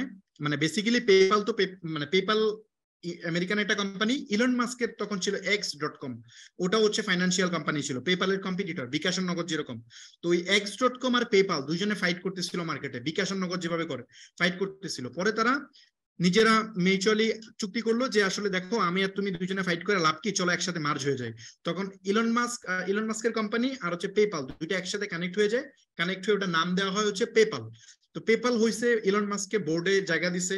তো ইলন মাস্ক বোর্ডে আসার পরে ইলন মাস্কের মাথায় তো ওই যে x.com কাজ করতেছে, তো সে বললো, সে প্রপোজাল দিল যে আমি হচ্ছে এই কোম্পানির নামটা পেপ্যালটা কেমন জানি শোনা যায়, চলো এটাকে নাম চেঞ্জ করে x.com বানায় ফেলি, এটাকে এক্স পে বানায় ফেলি। তখন আসলে মানে পেপ্যালের যে এমপ্লয়ি ছিল এরা খেপে যায় যে কেন পেপ্যাল এতদিনকার পরিচিত একটা জিনিস, এটাকে কেন আমরা x.com বানাবো, এক্স হচ্ছে একটা নেগেটিভ ওয়ার্ড, এটাকে কেন আমরা এটা বানাবো। তখন আসলে ইলন মাস্কের প্রতি এতটাই বেশি খেপে যায় যে ইলন মাস্ককে ওই বোর্ড থেকে ছেড়ে যেতে বলা হয়। ইলন মাস্ককে পরবর্তীতে ওই বোর্ড থেকে বাদ দেওয়া হয়, মানে বাদ দেওয়া হয় বলতে তাকে বলা হয় যে আপনি কোম্পানিতে ডিরেক্টর হিসেবে আছেন, কিন্তু আপনি হচ্ছে থাকতে পারবেন না, মানে আপনি কোম্পানিতে আসা লাগবে না, আপনার যে স্যালারি বা ডিভিডেন্ড এটা আপনি পাবেন, বাট কোম্পানিতে আপনার আসা লাগবে না। সো এটা বেসিক্যালি করা হয়। তো কিছুদিন পরে পেপ্যাল বেসিক্যালি তারা সেল করে দেয় ইভের কাছে। ইভে হচ্ছে আপনারা জানেন ই কমার্স কোম্পানি ইভে, ওরা হচ্ছে পেপ্যালকে কিনে নেয়। তো $1.5 বিলিয়ন দিয়ে পেপ্যালকে কিনে। তখন ইলন মাস্ক ওখান থেকে প্রায় $300 মিলিয়ন মতো সে মনে হয় পায় তার স্টেকের এগেনস্টে। তো $300 মিলিয়ন দিয়ে সে বেসিক্যালি বিভিন্ন জায়গায় ইনভেস্ট করে, যেমন তার ওই যে স্পেস এক্স বানানোর জন্য সে ইনভেস্ট করে। তারপরে ওখানকার প্রায় $150 বিলিয়ন মতো টেসলার মেজরিটি শেয়ার কিনে নেয় ওই $150 মিলিয়ন দিয়ে। তারপরে সে হচ্ছে আপনার ওই সোলার সিটি নামে একটা প্রজেক্ট রান করে। সো এরকম বেশ কিছু প্রজেক্টে সে ইনভেস্ট করা শুরু করার পরে আজকের ইলন মাস্ক কোথায় গেছে তো বুঝতেই পারতেছেন, টেসলার ভ্যালুয়েশন এখন কোথায় চলে গেছে। টেসলা প্রায় $1 বিলিয়ন কোম্পানি। তারপর হচ্ছে আপনার ওই স্পেস এক্স, মানে ওই পেপ্যাল থেকে যে টাকা পাইছিল ওই টাকা দিয়ে কিন্তু সে ওই কোম্পানিগুলা মানে তৈরি করে, ওই কোম্পানিগুলোতে ইনভেস্ট করে। যেমন সেই যে আমরা যে এখন স্টারলিংকের যে স্যাটেলাইট দেখতেছি, এই প্রজেক্ট কিন্তু পুরাটাই ইলন মাস্কের ব্যক্তিগত ফান্ড থেকে করে। তো এটা সে কোত্থেকে, ওই যে পেপ্যাল থেকে যে টাকা পাইছে প্রফিটের টাকা, ওই শেয়ার সেল করে যে টাকা পাইছে, এই প্রফিট না, এই শেয়ার সেল করে যে টাকা পাইছে মানে ইভের কাছে যে সেল করছে ওইখানকার যে টাকা পাইছে ওই টাকা দিয়ে বেসিক্যালি করছে। তো এরপরে হচ্ছে আপনার ওই যে সম্ভবত ইউটিউব যে বানাইছে, ইউটিউব তো বাংলাদেশে জায়েদ করিম নামে এক ব্যক্তি বানাইছে, 3 জন ব্যক্তি বানাইছে, বাংলাদেশে একজন ছিল। সো ওরাও আসলে পেপ্যালের ছিল, পেপ্যালের লোক ছিল, পেপ্যালে তাদেরও ইনভেস্টমেন্ট ছিল, তারাও পেপ্যাল থেকে টাকা পাইছে। সো ওখান থেকে আইসা তারাও এখানে বিভিন্ন জায়গায় ইনভেস্ট করছে। তারপর একটা কোম্পানি আছে সম্ভবত স্লেক, মেবি স্লেক, আমি যদি ভুল না করি, ওই স্লেক ওখান থেকে বানানো হয়েছে। মেবি লিঙ্কডইন, আমি শিওর বলতে পারতেছি না, সম্ভব আমি যতদূর মনে পড়তে পারছি, একটু ক্রস চেক করে নেবেন। মেবি লিঙ্কডইন, হ্যাঁ লিঙ্কডইন যে বানাইছে, লিঙ্কডইনটাও মেবি ওই যে পেপ্যাল থেকে যে একজন ডিরেক্টর বের হয়েছে লিঙ্কডইন বানাইছে। সো এই যে জিনিসগুলা, এই কুল জিনিসগুলা সবই ডেভেলপ করছে এই পেপ্যাল বিক্রি করার পরে পেপ্যালের ফাউন্ডাররা। এই কারণে এদেরকে আসলে টেক ওয়ার্ল্ডের মাফিয়া বলা হয়, কারণ পেপ্যাল থেকে যারা বেরিয়েছিল এরা এখন গ্লোবাল যত বড় বড় কোম্পানি আছে এগুলার ফাউন্ডার আর কি। সো এই হচ্ছে কনসেপ্ট। যদি আপনি চিন্তা করেন যে আরেকটা ছোট স্টোরি যদি বলি, এই হোয়াটসঅ্যাপ যে বানানো হয়েছে, এই হোয়াটসঅ্যাপ কিন্তু আমরা জানি যে এটার মালিক হচ্ছে ফেসবুক, বাট এটা মালিক ফেসবুক ছিল না। হোয়াটসঅ্যাপ বানাইছে বেসিক্যালি একজন ইন্ডিভিজুয়াল ব্যক্তি, সে বেসিক্যালি আপনার ফেসবুকে অ্যাপ্লাই করছিল এজ ইঞ্জিনিয়ার হিসেবে, ওখান থেকে ফেসবুক তাকে রিজেক্ট করে দিয়েছিল, ইন্টারভিউতে সে টিকে নাই। তো সে রিজেক্ট হওয়ার পরে সে নিজে হোয়াটসঅ্যাপ বানানো শুরু করে, এবং 4 বছর পরে হোয়াটসঅ্যাপ এত পপুলার হয় যে হোয়াটসঅ্যাপকে মনে হয় 17 কোটি টাকা দিয়ে সম্ভবত, সরি $17 বিলিয়ন দিয়ে ফেসবুক এটা অ্যাকোয়ার করে নেয়। তারপরে ইনস্টাগ্রাম সেম জিনিস, অন্য একটা প্রতিষ্ঠান এটাকে ডেভেলপ করে এটাকে আস্তে আস্তে গ্রো করে যখন মোটামুটি এটা দেখছে 2014 দিকে যে এটা মাত্র মার্কেটে এটা উঠতেছে, তখনই ফেসবুক ওটাকে ফুল কিনে নিছে $1 বিলিয়ন দিয়ে। সো এই ওয়েতে বেসিক্যালি চলে আর কি। মানে এক্সিট মেথডটার কিছু উদাহরণ দিলাম যে কেমনে এক্সিট হয়। যেমন লিঙ্কডইনকে কিন্তু কিনে নিছে, স্কাইপ কিন্তু মাইক্রোসফটের, বাট এটা কিন্তু মাইক্রোসফটের ছিল না, মাইক্রোসফট পরবর্তীতে কিনে নিছে। সো এই জিনিসগুলোকে পরবর্তীতে ভাবে অ্যাকোয়ার করে নেয়। যেমন হচ্ছে আপনার ওই যে মেইলচিম্পকে কিছুদিন আগে একটা কোম্পানি কিনে নিছে। তারপরে আরেকটা কোম্পানি আছে যে ওই কি বলে, এটার নাম হচ্ছে আপনার ফিগমা, একটা যে ডিজাইনের টুলস, এই যে এটা মানে ডিজাইন করার একটা সফটওয়্যার, হ্যাঁ এটাকে কিনে নিছে ফিগমা ইনভেস্টমেন্ট লিখে যদি আপনি সার্চ করেন সম্ভবত এখানে পাবেন। ফিগমাকে কিনে নিছে হচ্ছে অ্যাডোবি। এখানে মনে হয় ফাইন্যান্সিয়ালে গেলে এটা পাওয়া যাবে সম্ভবত, আমার ধারণা আছে এখানে।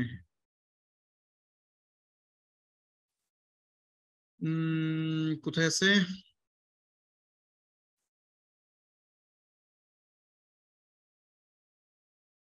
আচ্ছা, ফিগমা অ্যাকুইজিশনে চাপ লিখিত, এই যে ফিগমাকে এই যে অ্যাডোবি কিনে নিছে। হ্যাঁ, ফিগমাকে অ্যাডোবি কিনে নিছে। এখানে যে $20 বিলিয়ন দিয়ে, খেয়াল করেন, এই যে $20 বিলিয়ন দিয়ে ফিগমাকে কিনে নিছে অ্যাডোবি, মানে পুরা সলিউশনটাকে অ্যাডোবি কিনে ফেলছে $20 বিলিয়ন দিয়ে। ফিগমা কিন্তু স্টার্ট হয়েছে কবে দেখেন, ফিগমা স্টার্টিং ডেট কবে, ফিগমা স্টার্ট ডেট খেয়াল করেন, এই যে 2016 সালে একটা কোম্পানি ফর্ম হয়েছে, ব্যাপারটা খেয়াল করেন। 2016 সালের সেপ্টেম্বর মাসে একটা কোম্পানি লঞ্চ করছে, একটা সফটওয়্যার বানাইছে। এটা বেসিক্যালি একটা মানে ডিজাইন করার একটা সফটওয়্যার।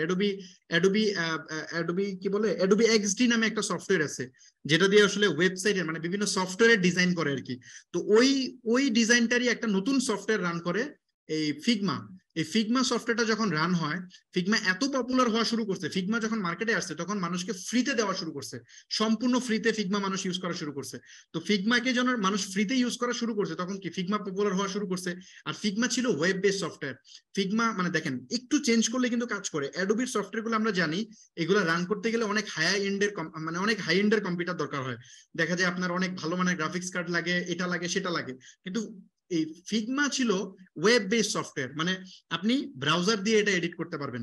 সো যেহেতু লো এন্ডের ডিভাইসে এটা ইউজ করা যায়, সো এটা খুব দ্রুত পপুলার হওয়া শুরু করছে। আর এক্সডি ছিল প্রিমিয়াম, মানে টাকা দিয়ে কিনতে হয়, আর ফিগমা ছিল ফ্রি। এখন ফিগমা মার্কেটে এসে সম্পূর্ণ ফ্রিতে যে মানুষকে দিয়ে দিছে, দেখেন ফিগমা কিন্তু লস করছে। ফিগমা ডেভেলপ করতে 100-200 ইঞ্জিনিয়ার লাগছে, মার্কেটিং টিম লাগছে, এদের পিছনে প্রতি মাসে হয়তো বা সাপোজ $1 মিলিয়ন করে খরচ হয়েছে, এটা সম্পূর্ণ লস। তারাই লস দিছে, এই লস তারা অ্যাকসেপ্ট করছে। 5 বছর পর্যন্ত লসটা টেনে নিছে, টেনে নিয়ে তারা ঠিকই অ্যাডোবি তাকে একদম $20 বিলিয়ন দিয়ে কিনে নিছে। তার মানে কি, ধরেন সেই পুরা কোম্পানিটা রেডি করতে মানে 2016 সাল থেকে 2021 সাল পর্যন্ত এটা রান করতে খরচ হচ্ছে ধরেন কত, সব মিলে ফর এক্সাম্পল $1 বিলিয়ন খরচ হলো, কিন্তু $19 বিলিয়ন প্রফিট হয়ে গেল অনলি 4 বছরে। ব্যাপারটা বুঝছেন? মানে স্টার্ট আপ বিজনেস কেমনে হয়। আপনি ওই ট্রেডিশনাল বিজনেস করে জীবনে এত গ্রোথ পাবেন, এটা অসম্ভব, জীবনে সম্ভব না, ইম্পসিবল। সো এটা অ্যাকচুয়ালি এইভাবেই হয়। যে উবার পাঠাও যে এখনো লস দিতেছে, আমরা বলি লস কেন দিতেছে জানেন? যে ফিগমার উদাহরণ দেখলে বুঝবেন। ফিগমা লস কেন দিছিল 5 বছর? ফিগমা 5 বছর লস দিছিল কারণ তারা জানে যে আমরা এখন লস দিতেছি, এর চেয়ে আরো 20 গুণ টাকা আমরা একসাথে তুলতে পারবো মার্কেট থেকে। তো তারা সেটা করছে। ধরেন 4 বছর লস করছে, লস করে একসাথে ধরেন একদম $20 বিলিয়ন তারা সেল করে দিছে অ্যাডোবির কাছে। অ্যাডোবি কেন কিনছে? অ্যাডোবি বুঝে গেছে যে ওরা আমাদের বিগ জায়ান্ট হয়ে গেছে, কিনে ফেলতে হবে। ফেসবুক কেন হোয়াটসঅ্যাপ কি কিনছে? ওরা তো চাইলে হোয়াটসঅ্যাপের মতো একটা সলিউশন বানাতে পারতো। $17 বিলিয়ন দিয়ে কেন কিনছে? কারণ ওরা বুঝছে যে আসলে এটা আমরা কিনে ফেলি, কারণ আমরা বানায় শুধু শুধু এর সাথে ফাইট করতে হবে কেন, সো আমরা কিনে ফেলি। সে $17 বিলিয়ন দিয়ে কিনে ফেলছে। সো হোয়াটসঅ্যাপ কিন্তু ফ্রি, হোয়াটসঅ্যাপ দিয়ে কিন্তু হোয়াটসঅ্যাপের ওই এমপ্লয়ি 1 টাকাও আর্ন করে নাই। হোয়াটসঅ্যাপ যারা বানাইছে ওরা কিন্তু 1 টাকাও এখন পর্যন্ত ইনকাম করে নাই, কিন্তু হোয়াটসঅ্যাপ সে $17 বিলিয়ন সেল করে ফেলছে। সো এই হচ্ছে স্টার্ট আপ বিজনেস। আশা করি বুঝতে পারছেন স্টার্টআপ বিজনেসের কনসেপ্ট। ট্রেডিশনাল বিজনেস তো বুঝলেন একটু আগে, যেটা আলুর মানে যে আলু পটলের যে উদাহরণ দিলাম, একই প্রসেস। আর startup business actually creative business, smart business. So আমি বর্তমানে আসলে স্টার্টআপ বিজনেস নিয়ে কাজ করতেছি। সো স্টার্টআপ বিজনেস হচ্ছে যদি ক্লিক করে তাহলে এটা অন্য লেভেলে যাবে, একদম নেক্সট লেভেলে চলে যাবে। আর যদি ক্লিক না করে তাহলে আপনার লস হবে। এই তো, হাই রিস্ক হাই গেইন। এই তো আজগর ভাই। হ্যাঁ ফারুক ভাই, ওই যে ডিসকর্ডটা নিয়ে একটু আলোচনা করবেন প্লিজ। আচ্ছা ওকে, ঠিক আছে। অনেকক্ষণ আলোচনা করে ফেললাম, হঠাৎ করে অনেকদিন ক্লাস না করে টানা 1.5 ঘন্টা আলোচনা করে মুখ ব্যথা হ্যাঁ হ্যাঁ, করতেছে। আপনার টায়ার্ড লাগতেছে মনে হয়। আমার অলরেডি মুখ ব্যথা করতেছে, যাক আমি ডিসকর্ডটা দেখাই। আচ্ছা আজকে ক্লাস এই পর্যন্তই, এই টপিকটা এই পর্যন্তই থাকলো। এখন আমরা একটু ডিসকর্ডটা দেখাই। আমার মুখ ব্যথা করতেছে, আমি আরেকটু ক্যারি মানে কন্টিনিউ করতাম, বাট মনে হয় না পারবো। ওকে, আমি এগুলো রাখি। আমি জানি না এগুলো কি বুঝলো কিনা, বুঝতেছি না। আপনারা একটু কাইন্ডলি ভিডিওগুলো দেখে নেবেন। আজকে ভাই মনে হয় কমপ্লেক্স হয়ে গেল না পার্টটা? না, আপনি খুব সহজভাবে বুঝাইছেন, এটা সবাই বুঝতে পারছেন। আচ্ছা ওকে, ঠিক আছে। আপনারা একটু ভিডিওটা দেখে নেন, 2-3 বার দেখে নিন, দেখলে বুঝে যাবেন। আমি আসলে এই পার্টটা আসলে এক ক্লাসে জীবনও শেষ করার মতো জিনিস না, তারপরেও আমি আলোচনা করলাম। সামনে আমার প্ল্যান আছে যে এই কোম্পানি ফরমেশন আলোচনা করব, স্টার্টআপ কেমনে রান করতে হয়, স্টার্টআপে কি কি থ্রেট আছে, কেমনে আসলে ইনভেস্টর খুঁজতে হয়, ইনভেস্টমেন্ট পিচ কিভাবে মানে ইনভেস্টমেন্ট পিচ ডেক কিভাবে বানাইতে হয়, মানে কি কি স্ট্র্যাটেজি আছে এগুলো নিয়ে হয়তো আমি আলোচনা করব। যেহেতু আমার অনেক ভেঞ্চার ক্যাপিটাল ফার্মের সাথে আমার মিটিং করার এক্সপিরিয়েন্স হয়েছে, তারা আসলে কি ধরনের প্রশ্ন করে, আপনার কি ধরনের প্রিপারেশন রাখা উচিত, সো এইগুলা নিয়ে হয়তো বা আমি আলোচনা করব ফিউচারে আর কি। ওয়ার্কশপে তো একটা সেশনই আছে আমাদের, ওয়ার্কশপে মনে হয় একটা সেশন আছে, কই জানি, স্টেপ আপ ওয়ার্কশপ, এখানে একটা সেশন আছে এটার উপর মনে হয়, কই আছে এখানে, এই যে এখানে, এই যে how to build a tech startup company, এখানে একটা একটা প্রজেক্টই আছে, আমরা এখানে ডিটেল দেখাবো আর কি, কেমনে একটা স্টার্টআপ বানানোর জন্য যা যা লাগে এগুলো নিয়ে এখানে আলোচনা করব। সো আমি চেষ্টা করবো যে এগুলো ইউটিউবে যদি দেওয়া যায় আমার ইউটিউব চ্যানেলে, যাতে আপনারা দেখতে পারেন আর কি। ও আচ্ছা, আরেকটা বিষয় একটু বলে দিই, এই কি বলে, আমাদের তো 1 তারিখে আমাদের আজ টাইম শেষ হয়ে গেছিল, আমাদের ওয়ার্কশপের টাইম শেষ হয়ে গেল 1 তারিখে। সো আমরা আসলে এই জিনিসটাকে আমরা, আপনারা অনেক রিকোয়েস্ট করতেছিলেন যে, আপনাদের বলতেছিলেন যে ভাই আমরা সিলেক্ট হয়েছি কিন্তু জয়েন করবো, আমাদের টাইমটা একটু বাড়ান, একটা ওয়ার্ড টাইম হয়ে গেছে, কারণ আপনাদের স্যালারি হবে বলতেছিলেন যে 1 তারিখ থেকে 10 তারিখ, অনেক চাকরিজীবী আছে যারা এখানে জয়েন করে, সো বলতেছিল যে আমাদের স্যালারি হইলে পেমেন্টটা করলে আমাদের জন্য ভালো হয়, অনেকেই এটা বলতেছিলেন। সো যেহেতু অনেকেই বলতেছিলেন, আমরা আসলে আমাদের ম্যান পাওয়ার অনেক হয়ে গেছে, আমরা 30 তারিখের পর থেকে আমরা বলছিলাম আর নিব না, আমাদের যা গোল ছিল তার থেকে অলরেডি আমরা বেশি লোক নিয়ে নিছি। মানে এটা আপনাদের ডিমান্ডের জন্য নেওয়া লাগছে, আসলে আপনাদেরকে কাকে বাদ দিব, বাদ দেওয়ার ওয়ে ছিল না। সো আমরা এটার জন্য অলরেডি বিহাইন্ড দ্য সিন আমাদের টিম এক্সটেন্ড করে ফেলছি, আমরা আরো টিম নিব, আমরা হচ্ছে ওই কালকে পরশুই হয়তো বা আমরা গ্রুপে দেখবেন, গ্রুপে বা বিভিন্ন জায়গায় আমরা হচ্ছে নতুন আরো সাপোর্ট, মানে হয় আরো 10 জনকে আমরা নতুন হায়ার করবো, আমাদের অলরেডি হায়ার করা হয়েছে, আমাদের টিম রেডি, মানে যারা জয়েন করছিল আমাদের যে প্ল্যান ছিল সেই অনুযায়ী team already ready, support team. So আমরা সাপোর্ট টিমে আরো লোক ইনক্রিজ করতেছি। টেকনিক্যাল টিম গুলো তো ইনস্ট্যান্ট হায়ার করা যায় না, ওগুলো আমাদের হায়ার করা আছে আগে থেকে, বাট এখন আমরা বেসিক্যালি কি অ্যাকাউন্ট ম্যানেজার আরো হায়ার করতেছি। সো আমরা হয়তো আরো 10 জনের মতো আরো নিব, 10 জন বা 12 জন আরো নিব। সো এটা ডিপেন্ড করতেছে যে কতজন মানে আমাদের লাগবে, আমাদের রিকোয়ারমেন্টে যা লাগে তা আমরা নিব, যারা বুট ক্যাম্পে ছিল বা ওয়ার্কশপে আছে, যারা আসলে মানে আমাদের সাথে কাজ করতে আগ্রহী, এই জায়গা থেকে হয়তো নিব, আমরা ইন্টারভিউ প্রসেসের মাধ্যমে নিব, যারা বুঝবো যে আমাদের স্টাইলের সাথে ম্যাচ করাইতে পারবে, আমাদের সাথে কাজ করতে পারবে, ডেডিকেশন যার আছে সেইখান থেকে নিব। সার্কুলার পাবলিশ হবে, সার্কুলারে পরবর্তীতে অ্যাপ্লাই করেন।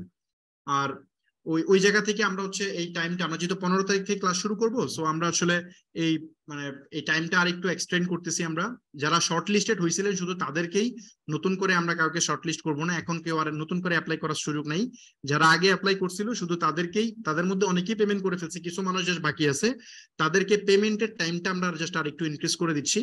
আমরা হচ্ছে মানে ওয়ার্কশপ তো স্টার্ট হবে, মানে একদম লাস্ট ডেট তো 15 তারিখ, সো আজকে যে 5 তারিখ চলে যাচ্ছে, সো 6 তারিখ থেকে 15 তারিখ পর্যন্ত আমরা এটা টাইমটা এক্সটেন্ড করতেছি, শুধু যারা সিলেক্টেড হয়েছিল তাদের জন্য টাইমটা আমরা জাস্ট একটু বাড়াই দিছি।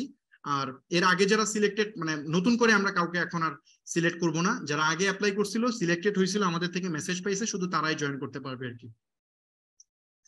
ওকে, আচ্ছা, যারা ওয়ার্কশপে জয়েন করে ফেলছেন তাদেরকে আমরা ডিসকর্ডে অ্যাড করব। আমি ডিসকর্ডের লিঙ্কটা দেওয়ার কথা ছিল, আমি এই লিঙ্কটা দেই নাই, কারণ হচ্ছে আপনারা হয়তো বুঝবেন না, এই জন্য দেই নাই। তো এই ডিসকর্ডের অ্যাপটা আপনারা কেমনে ইউজ করবেন সেটা দেখাই দিব, আমি একটু দেখাই আগে ডিসকর্ডটা কি সেটা আপনারা বুঝেন। ডিসকর্ড হচ্ছে খুব সুন্দর একটা প্ল্যাটফর্ম, যেটা দিয়ে অনেক স্মার্টলি ব্যাপারটাকে মেনটেন করা যায়। সো এই জন্য বেসিক্যালি আমরা এখানে যদি দেখেন, এটা হচ্ছে ডিসকর্ডের সার্ভার, আমরা অলরেডি স্টেপ আপ ওয়ার্কশপের জন্য আমরা এই সার্ভারটা বানাইছি, এই সার্ভারই আপনারা বেসিক্যালি জয়েন করবেন, আমি একটু পরে জয়েন করে দেখাই দিচ্ছি। এখানে জয়েন করার প্রথমেই আপনি যে এই যে এখানে ওয়েলকাম পাবেন, এখানে আপনি জয়েন করলে একটা মেসেজ পাবেন যে আপনি এখানে জয়েন করতে পারছেন। তারপরে এখানে একটা রুলস পাবেন, যে এখানে খেয়াল করেন, এই যে উপরে একটা বাটন আছে এখানে ইম্পর্টেন্ট, এই ইম্পর্টেন্ট ক্যাটাগরির আন্ডারে আপনি কয়েকটা চ্যানেল পাবেন, এগুলোকে বলে চ্যানেল। সো এখানে রুলস নামে একটা চ্যানেল আছে, এখানে এসে অবশ্যই রুলস গুলা পড়ে নেবেন, যে এই চ্যানেলে কি কি করা যাবে, কি কি করা যাবে না, এটা আপনি খুব সুন্দর করে পড়বেন। এটা পড়ে নিলে আপনার জন্য এটা ইজি হবে। তারপরে এখানে ওয়ার্কশপের যত আপডেট আছে, মানে ধরেন আমাদের ওয়ার্কশপে ক্লাস কি হবে, কবে হবে, আমরা কিভাবে কি শুরু করব, এই সব কিছু আমরা এই ওয়ার্কশপ আপডেট এই চ্যানেলটাতে আমরা পাবলিশ করব। যেমন ধরেন আমি এখানে বলে দিলাম, সাপোজ ধরেন এখানে আমরা এখানে লিখে দিলাম ওয়ার্কশপ শুরু হবে 15 তারিখ থেকে, এই যে আমি এখানে পোস্ট করে দিলাম না। সো আপনারা যখনই এই ওয়ার্কশপ আপডেটে আসবেন তখন এটা আপনারা দেখতে পারবেন, এই ক্যাটাগরিতে আপনারা তখন এটা দেখতে পারবেন, আমার এই মেসেজটা সবাই পেয়ে যাবেন। সো ফেসবুকে আমরা কমিউনিটি করি নাই, কারণ ফেসবুকের অনেক ইস্যু আছে, প্রাইভেসি ইস্যু আছে, অনেক কিছু করা যায় না, আর এই মানে ডিসকর্ডটা অনেক পপুলার, এই কমিউনিটি বানানোর জন্য ইন্টারন্যাশনালি অনেক পপুলার। আপনারা তো সবসময় ফেসবুক ইউজ করেন, সো একটু ডিসকর্ডটা ইউজ করেন, এটা আমি আশা করি আপনাদের অনেক ভালো লাগবে। সো ইন্টারন্যাশনালি অলমোস্ট সব মেন্টরই ডিসকর্ড ইউজ করে।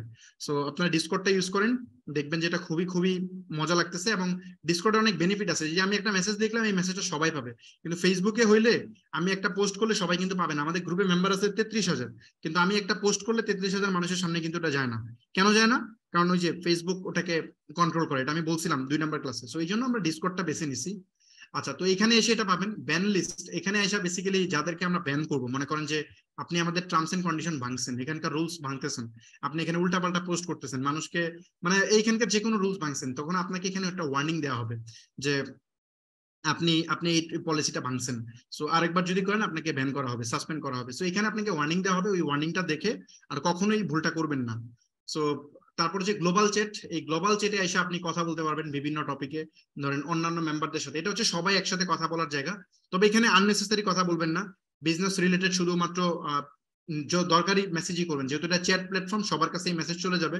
তো এই জন্য দরকারি জিনিসই লিখবেন। ধরেন আপনার কোনো কিছু একটা বুঝতেছেন না, তো এখানে আপনি পোস্ট দিলেন যে এখানে ধরেন আপনার জানা দরকার যে ক্লাস কবে হবে, যে লিখলেন যে ক্লাস কবে শুরু হবে। সো আপনি এখানে পোস্ট করতে পারবেন, এবং ওটার অ্যান্সার আরেকজন দিয়ে দিবে, বা আমাদের যে মডারেটর আছে তারাই হয়তো আপনার এই অ্যান্সার দিয়ে দিবে। সো এখানে আপনি আপনার মতো করে পোস্ট করতে পারবেন। এটা গ্লোবাল চ্যাট, এখানে সবাই কথা বলতে পারবে। তারপরে এখানে হচ্ছে সাপোর্ট, এই সাপোর্টের জন্য আলাদা আলাদা চ্যানেল বানানো আছে।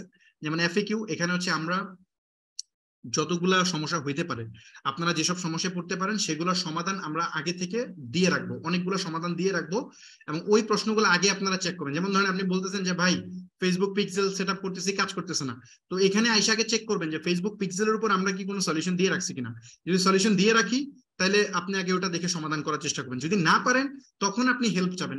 হেল্প চাইতে হইলে আপনাকে, মানে সাপোর্ট চাইতে হলে আবার আলাদাভাবে সাপোর্ট চাইতে হবে। যেমন ধরেন আপনার সাপোর্টটা যদি হয় ফেসবুক পিক্সেলের উপর, তাহলে এই পিক্সেলের এখানে এসেই পোস্ট করবেন। পিক্সেল মানে এটা চ্যানেল, এগুলোকে প্রত্যেকটাকে চ্যানেল বলে আর কি। সো এই পিক্সেলের চ্যানেলে এসেই আপনি এখানে ফেসবুক পিক্সেলে এসে এখানে আপনি সাপোর্টটা চাবেন, যে আমার ভাই সার্ভার সাইড ট্র্যাকিং এর সমস্যা হচ্ছে, বা আমি গুগল ট্যাগ ম্যানেজার কাজ করতেছে না। তো এখানে এসে আপনি কি সাপোর্ট চাইতে হবে একদম স্পেসিফিকটাতে, তাহলে দেখা যায় কি পার্সোনালাইজ সাপোর্ট হবে। তারপর হচ্ছে ফেসবুক অ্যাড, আপনি ফেসবুক অ্যাড রান করতে গিয়ে কোনো সমস্যা ফেস করতেছেন, তখন এখানে এসে পোস্ট করবেন। তারপর ডোমেইন হোস্টিং, আপনি ধরেন ডোমেইন হোস্টিং কিনতে কোনো প্রবলেম ফেস করতেছেন, এখানে এসে দিবেন। আপনি ধরেন ওয়েবসাইট বানাইতে গিয়ে কোনো প্রবলেম ফেস করতেছেন, তখন এই ওয়েবসাইটের যে চ্যানেল আছে সেখানে দিবেন। প্রোডাক্ট সোর্সিং, মনে করতেছেন কোন একটা প্রোডাক্ট, আপনি ধরেন এই প্রোডাক্টটা কোত্থেকে সোর্সিং করা যাবে এই সম্পর্কে জানতে চাচ্ছেন, এখানে এসে ওই প্রোডাক্টের ছবিটা দিয়ে পোস্ট করবেন। এখানে হয়তো বা আমাদের টিম বলে দিবে, অথবা এখানে অন্যরা যদি কেউ জানে সেখানে আপনাকে হেল্প করবে। সো আদার সাপোর্ট, এর বাইরে যদি কোনো বিষয়ে সাপোর্ট লাগে তাহলে আপনি আদার সাপোর্টে পোস্ট করবেন। সো এটা একদম পার্সোনালাইজ সাপোর্ট আর কি এখানে। তারপরে এখানে যে ওয়ার্কশপের আন্ডারে আমরা যে বলছিলাম business set up, business run, business scale, এই 3টা ভাগে আপনাদেরকে আমরা ভাগ করব। সো ওদেরকে আমরা এখানে ভাগ করে এড করে নিব। যেমন বিজনেস সেট আপ যারা থাকবে শুধু তারা এই চ্যানেলটা দেখতে পারবে, বাকিরা দেখতে পারবে না। যারা বিজনেস রানে যাবে শুধু তারাই বিজনেস রান দেখতে পারবে, বাকিদের কাছে এইগুলো শো হবে না। বিজনেস স্কেলে যারা থাকবে শুধু তারা এখানে দেখতে পারবে। বিজনেস স্কেল বলতে যাদের অলরেডি বিজনেস রান করা আছেন, যারা ধরেন আপনারা রেডি, দিনে 100-200 আইটেম সেল করতে পারবেন, এরকম স্টেজে আপনারা রেডি আছেন, বাট গাইডলাইন দরকার, আপনারা বুঝতেছেন না কেমনে করবেন, আপনাদের ফাইন্যান্সিয়াল ইনভেস্টমেন্ট রেডি, আপনাদের প্রোডাক্ট রেডি। সো এরকম যারা আছেন তাদেরকে আমরা আলাদা করে ভাগ করব, কারণ তাদেরকে আমরা ওইভাবে গাইড করবো যেন তারা খুব দ্রুত তাদের সেলটা গ্রো করতে পারে। সো এই জন্য আমরা বিজনেস স্কেলে তাদেরকে অ্যাড করবো। তারপরে আসলে যে মোটিভেশনে বেসিক্যালি আপনাদের সাকসেস স্টোরি, ধরেন ডেফিনেটলি আপনাদের সাকসেস স্টোরি হবে, কেউ ভালো সেল করবেন দিনে, ওরা হচ্ছে এখানে শেয়ার করবেন। শেয়ার করলে কি হবে, বাকিরা মোটিভেট হবে। এখানে ধরেন আপনি শেয়ার করলেন যে আমার আজকে 2 লাখ টাকা সেল হয়েছে, সো এটা দেখে বাকি মেম্বাররা মোটিভেট হবে। এখানে বেসিক্যালি সাকসেস স্টোরি গুলো শেয়ার করা হবে। সো এইভাবে বেসিক্যালি এই জিনিসটা আমরা মেনটেন করব। এখানে আরো চ্যানেল অ্যাড হবে, আমরা যেমন এখানে ভয়েস চ্যানেল অ্যাড করবো, মানে যেখানে আমরা একসাথে কানেক্ট হয়ে আমরা কনফারেন্সে কথা বলবো। ধরেন এখানে কনফারেন্সে সবাই অ্যাড হয়ে কথা বলবো, এখানে ভয়েস চ্যানেল অ্যাড করা যায়। ভয়েস চ্যানেল অ্যাড হইলে ধরেন আমার সাথে আমি হয়তো সপ্তাহে 1 দিন বা 2 দিন দেখা যাবে সবার সাথে আমি একসাথে কানেক্ট হইলাম, মানে ওয়ার্কশপ মেম্বার। আপনারা পার্সোনালাইজ যেসব জিনিস জানতে চান সেই ব্যাপারে আমাকে প্রশ্ন করতে পারবেন সরাসরি, আমি অ্যান্সার দিব। তো এই ওয়েতে বেসিক্যালি এটা ডিসকর্ডটা অনেক ভালো, ডিসকর্ড দিয়ে এগুলো খুব স্মার্টলি মেনটেন করা যায়। আচ্ছা, এখন এই ডিসকর্ডে আমি একটা জিনিস আপনাদেরকে দেখাই যে আপনারা জয়েনটা অ্যাকচুয়ালি কিভাবে করবেন। ধরেন আপনাকে আমরা এই লিঙ্কটা দিলাম, হ্যাঁ, সাপোজ এই লিঙ্কটা দিলাম, এই লিঙ্কে আপনি যখন জয়েন করবেন, আমি একদম প্র্যাকটিক্যালি করে দেখাই।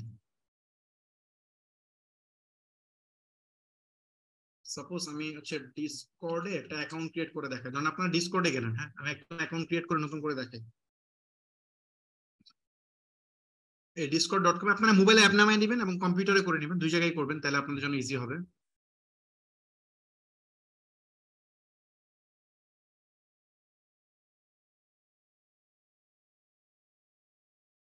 আমার এখানে মনে হয় নেট প্রবলেম করতেছে কিনা,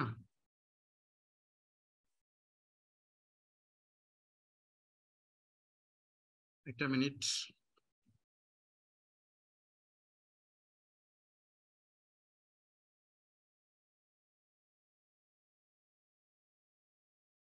ফোন থেকে ডাটাটা কানেক্ট করে নিই, তাহলে ইজি হবে মনে হয়। ওকে,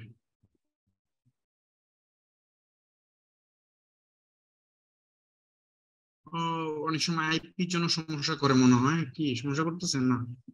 ঠিক আছে, আমার মনে হয় আইপি প্রবলেম ছিল।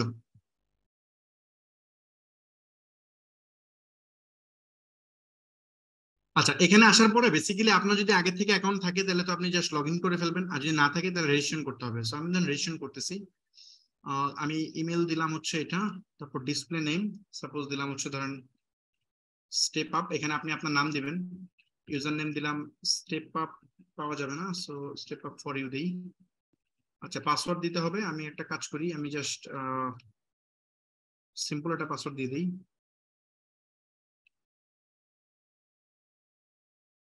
এখানে সিম্পল পাসওয়ার্ড কি দিয়ে দিবেন জানি না। আচ্ছা, আমি জাস্ট এটা আমি র্যান্ডম একটা ইয়ার দিয়ে দিচ্ছি, আপনি আপনার মতো করে ইয়ারটা দিয়ে দিন। কন্টিনিউ। আচ্ছা, নিবেন না না? আচ্ছা, পাসওয়ার্ড কঠিন দিতে হবে, আচ্ছা ঠিক আছে, ওকে।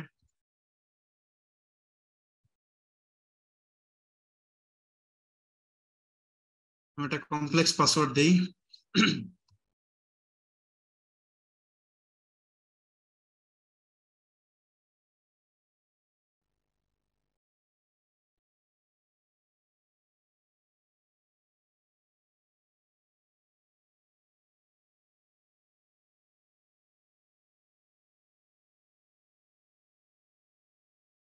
এটা কমপ্লেক্স পাসওয়ার্ড দিলাম, দেওয়ার পরে জাস্ট কন্টিনিউ ক্লিক করলেই এটা ওপেন হয়ে যাবে। আচ্ছা, এখানে আসার পর আপনাকে হিউম্যান ভেরিফিকেশন করতে বলবে। সো এখানে অনেকে মনে হয় আটকে জানি যে দেখেন, এখানে খেয়াল করেন, এখানে একটু পড়বেন যে কি লিখছে। আহ এখানে দেখেন উইদাউট প্রুফ, উইদাউট প্রুফ কোনটা মনে হয় হচ্ছে আপনার এইটা।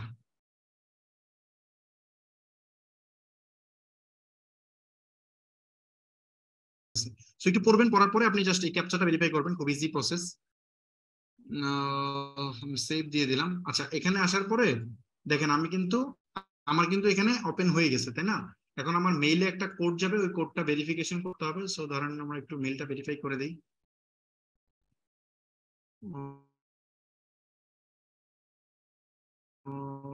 এটার নাম মনে হয় এটা, এই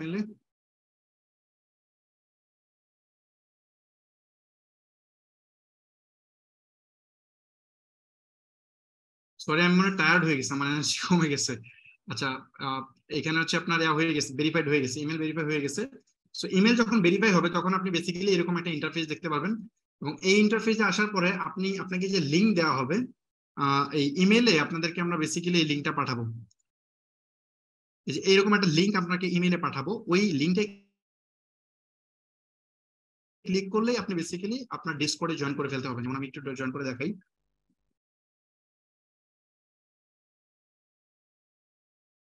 ওকে, এখানে আসার পরে কন্টিনিউ ডিসকর্ড এখানে ক্লিক করবেন। কি বললো?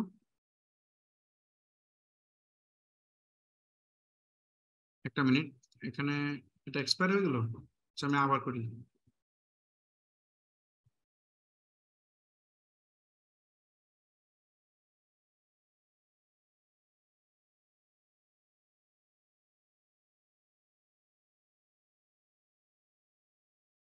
কোনো ইস্যু এমন হওয়ার কথা না।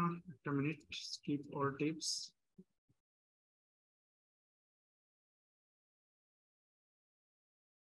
জাস্ট একটা মিনিট, আমি একটু স্ক্রিনটা অফ করে নিচ্ছি, আমি একটু দেখতেছি কি ইস্যু হয়েছে, জাস্ট একটা মিনিট।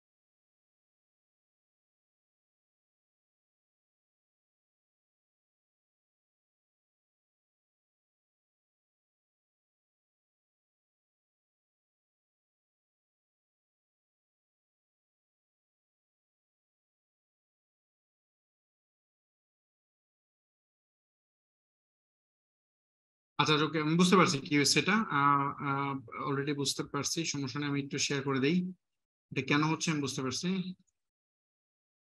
আচ্ছা দেখা যাচ্ছে ভাই, স্ক্রিন দেখা যায় আমার? হ্যাঁ অমিত ভাই, একটু একটু একটু ওয়েট। হ্যাঁ দেখা যাচ্ছে।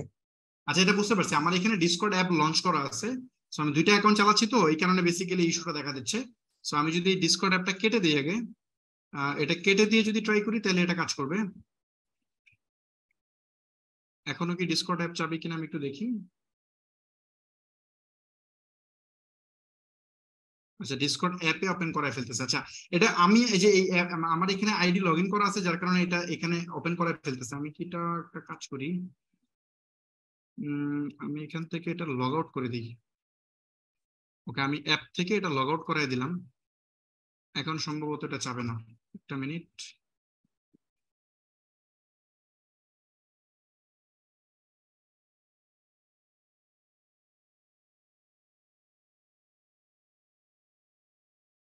এমন করতেছে কেন?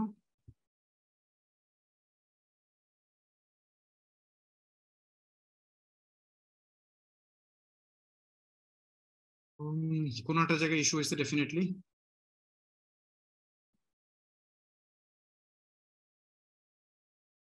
আচ্ছা বেসিক্যালি আপনারা যখন ওই মানে লিঙ্কটা পাবেন, ওই লিঙ্কে ক্লিক করে আপনি জয়েন করতে পারবেন। আমি এটা ক্লাস টাইম বেড়ে যাবে, আমি এখানে মানে যে লিঙ্কটা আপনাকে দেওয়া হবে ওই লিঙ্কে ক্লিক করলে আপনি বেসিক্যালি জয়েন করতে পারবেন। আর জয়েন করলে এটা, একটা মিনিট আমি মোবাইল থেকে একটু ট্রাই করি তো এটা জয়েন করার জন্য।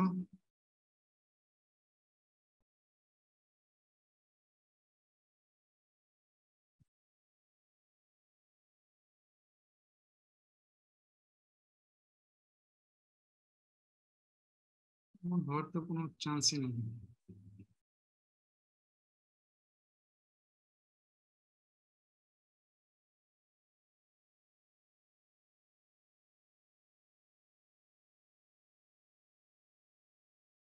আচ্ছা এখানে কোনো কারণে হয়তো কোনো ইস্যু হয়েছে। তো আপনাদের এখানে ওই যে লিঙ্কটা থাকবে আমরা এটা চেক করে দিব, সমস্যা নেই। ওই লিঙ্কে ক্লিক করলে আপনার বেসিক্যালি এই সার্ভারে জয়েন করে ফেলবেন। আর যখন এই সার্ভারে জয়েন হবেন আপনার ডিসকর্ড সার্ভার, আমি একটা ভিডিও করে দিব না, সমস্যা নেই। ওই যে মেল দিব, মেইলে একটা ভিডিও দিয়ে দিব না, যে আপনারা কিভাবে জয়েন করবেন। সো ওই ভিডিওটা দেখে আপনারা জয়েন করতে পারবেন, কোনো ইস্যু নেই, এটা প্যারা নিয়ে কিছু নাই। সো আপনারা যখন ডিসকর্ডে জয়েন করবেন, জয়েন করার পরে আপনি মূলত হচ্ছে সকল ফিচার, আমরা যে ফিচারগুলো দেখাইতেছি এগুলো আপনারা ওই সময় আসলে দেখতে পারবেন না। ওখানে আপনার কাছে কিছু ফিচার লিমিটেশন থাকবে। তো ওই মানে আপনি প্রথম করার পরে আপনি বেসিক্যালি আপনি জয়েন করতে পারবেন, মানে জয়েন করার পরে আপনাকে একটা মেম্বার রোলে আমরা মানে প্রমোট করব।